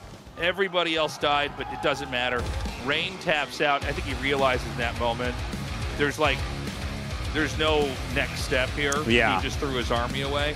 Rain, I got to say, another disappointing series from him when it mattered the most in this matchup. Yeah. Just to take a second, I don't want to take this away from Sharp. First of all, congratulations to Sharp. He looks so happy. You can really feel how much this tournament means to him. He played an incredible series.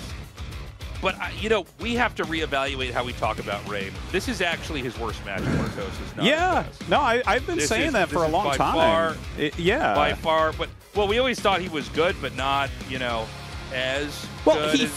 I want to say he's not playing it correctly when it really matters. There's way too much risk. It's okay to kind of play cautiously. Terran will take their own risks too. And I feel like the way that he chose his build orders in the first couple games made it really, really easy for, you know, someone like Sharp, who's kind of ticking all the boxes of solid Terran play, to just kind of power through. And we saw a pretty demoralized Rain in that final game, you know? Yeah, he definitely was making a lot of mistakes there, unfortunately. He 4-0'd Rush the previous round, right? Like, he really did crush one of the other best Terrans in the world, but you're right, like, he did a lot of very risky builds here. These drops were amazing from Sharp, but really, I feel like the game was lost when Rain just kept attacking. Let Terran run out of steam on these types of maps. Maps like Kickback, maps like Monty Hall. Let them run out of that steam with these resource-light bases, right, where it's hard for Terran to continually expand, and let the weaknesses of the race destroy the race. Instead, he's, like, giving Army the entire game, and Sharp is just so on top of his multitasking, his harassment, and you just can't break the guy. He is not a player that gets broken. Like, seriously, I see so many people attack there on 4 base, and they're like, I'm going to attack Sharp, and he's just like, I have 1,000,000 tanks. What are you going to do? Yeah, clearly not that much. The ending was a little bit painful as well. You could just sort of see that Rain doesn't have a lot going on and just decided to kind of throw everything into the middle of the map and see what sticks. This is Terran on 4 bases, by the way. Protoss is barely on 5, but, you know, really mining out everywhere. The attack was great in the middle of the map. I mean, it was impressive, but, you know, not enough. Yeah. Well, you know, I hope that I'm always hoping that Rain does more full-time StarCraft stuff, but obviously a great result for him. He will have a seed for next season, so, you know, that's a given, right? Like, he'll probably be in good shape for the next season as well and get pretty darn deep. But we do need to see... I don't know, man, because, like, it really does remind me of Sulky, right? Where, like, these guys are unbelievably strong, unbelievably talented, and then they take these risks where it's like, what? Yeah. Guys, we got an interview. Let's see how Sharp's feeling. He's going to the finals to face off against Sulky.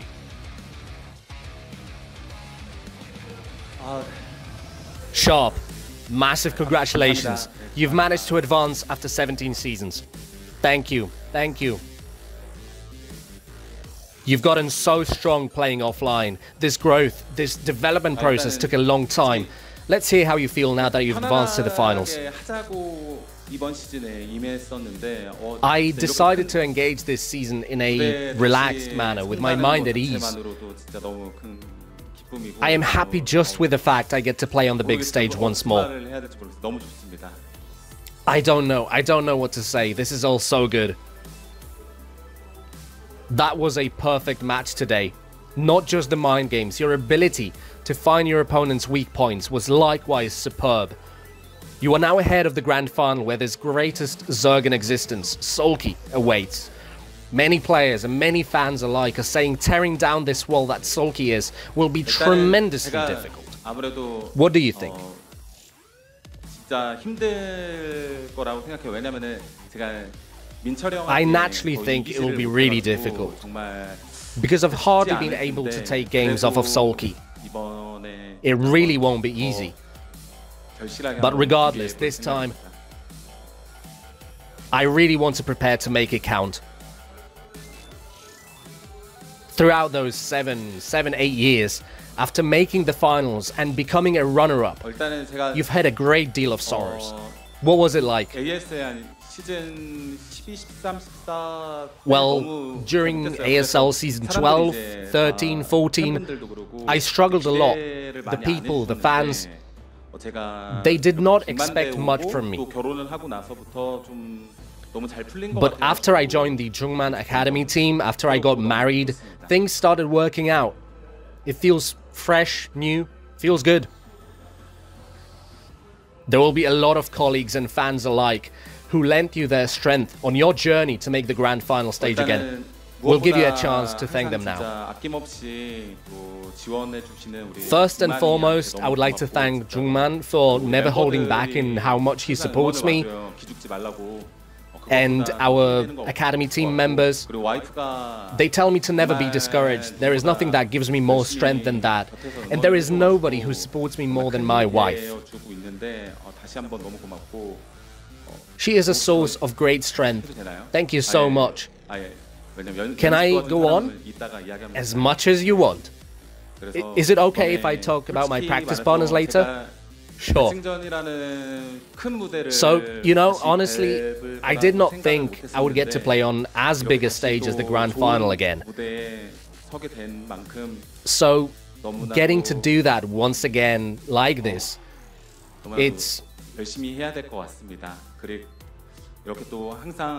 I will have to work tremendously hard. Whenever this many people show up offline, I always wanted to show great games. Thank you for being here once more. This will not be an easy matchup, but I will do my best. The last remaining Terran in the round of 8, Sharp, now advances on to the Grand Final. Congratulations once more, a moment of deep emotions. There is one match left, right? So to the fans, what kind of Sharp will you show in the Grand Final? What kind of a drama, what kind of a show will you make? Having made it this far, with my shortcomings, I've gone into it with a fresh determination, humbly gone back to learn the basics. I've practiced hard and I'll prepare well for the Grand Final. And now for helping me practice, Bisu, Mini Best, YSC Motive, and Stalk. Thank you so much. And above all, I am so happy to get to play in front of so many people once more. Sulky is waiting with a smile on his face, smiling as if he's already almost won. Any words for Sulky? Sulky is sure that there is no way he can lose. There is no way he can lose to Sharp. But with the time that remains, I will be humble. I will approach this as a challenger and prepare diligently. Gather your strength and please show us an amazing match. Congratulations. Thank you. Well, Tastosis, you know, this was an interesting series. I gotta say, it was on par with what we had on the other side of the bracket. Oh man, you might actually be right about that. Thing. Yeah. Tastosis and I have talked about this. I can't remember if we said it during a show, but a lot of times when we have really epic semifinals, the finals is not as good. Yeah. But sometimes when we have really not epic semifinals, it makes for crazy finals. Well, I hope maybe. Yeah. I'm just saying, maybe Sharp can put up a great fight against Sulky. Who knows? But I do think we got to be realistic and say Sulky could just clean up here. Yeah. I love Sharp. He's been playing so well. He's been playing unbelievably well. He took out Hero in convincing fashion. He just took out Rain in even more convincing fashion. But Sulky is like, he's a different beast. He's a different beast. And I do think he's favored here. But I tell you what, Sharp is on a heater. He's playing really well. And he's going to come prepared. This guy's barely going to sleep until the finals. I guarantee you that. He wants a championship. Well, let's not forget Flash coming back, man. Yeah. I mean, this could be the last big StarLeague, you know, without Flash. Yeah. If he's playing again, we have to assume, I think he even stated publicly he's going to be coming back into tournaments. So, like, yeah, you know, for both of these guys, it's going to be extremely important. Sharp is a guy that it's kind of hard to not root for him. You know, you could see how much he loves winning. You could see how much his play has improved. I think he's very humble in these interviews and very, I don't know, very likable. He's got that kind of X factor. But Sulky, again, you know, really looking like the best player in the world. I'm not exaggerating when I say that Flash is going to have, he's going to have to put the reps in. Yeah. With how well Sulky is playing and how good these other players are playing. So, and remember, if Sulky wins, it's 3. Well, he was 2 ASL before, but 2 ASLs before and an SSL now. Same tournament, different brand. He will have won 3 StarLeagues in a row. That's where we're getting to Bonjour territory. Yeah, really. Even Flash, I believe, never won 3 in a row, right? His were a little bit more spread out. We're going to have to dig a little bit here and check the history here. You know, normally we never have anybody even get close to this, so we just kind of dismiss it, but it's starting to happen here. And who knows? Sulky could win here, and maybe he wins the season with Flash in. Who knows? It's a real possibility. He does look unbeatable. Regardless, this is going to be a very fun finals. You know, I think a lot of people will be choosing Sulky to take it, but seriously, Hero is very close to Sulky's level, and Sharp dismantled him. So I think Sharp's going to come in with some very, very strong plays. They both have great games to look at from each other. He can look at the series of Sharp versus Hero. Sharp can look at the series of Light versus Sulky.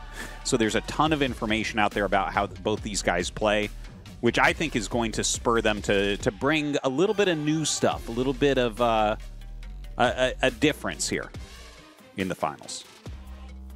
Guys, for buying tickets, Team Liquid is your friend. They do sell them online in English. They do sell out very, very fast. If they sell out, there's nothing we can do, especially in that building. It's like the theater seats, so there's nowhere to go, nowhere to hide. Yeah. They can't just bring out more folding chairs, so buy those tickets if you want to go. Yeah, get those tickets. It's going to be a special one. I hope it's a close one. I think Sharp can certainly put up a fight. I mean, he's kind of wowed us all the way from the round of 8 and onwards, even in the round of 16. I mean, Sharp just has looked so good. So, you know, don't count him out. It's going to be on Saturday at 5 p.m.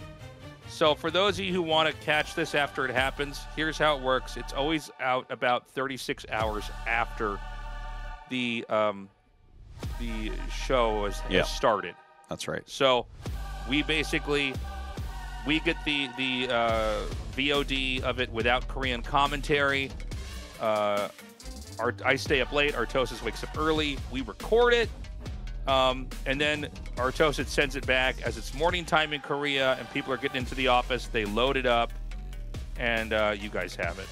That's right. It's been nice and fast this season. Really proud of how we've been able to do that, and we'll continue forward, of course. I can't wait for the finals. I forget. Okay, so the finals are on Saturday at 5 p.m. So it's going to be a completely different day. That is over a week from now. Even when you're watching this, it's like a week from then. So it'll be a little bit. It's actually going to be more than that. It'll be like 8 days or maybe 9 days. Something like that. Something like that. But so just keep that in mind when you when you're like, "Where's the finals? It's coming." Yes. As soon as it's there, I promise we'll cast it. We're really excited about it and can't wait. The moment it's uploaded, it's daytime for me. I post on the Patreon. You can see it there. I post on X too. I'm always the guy that announces when it's out.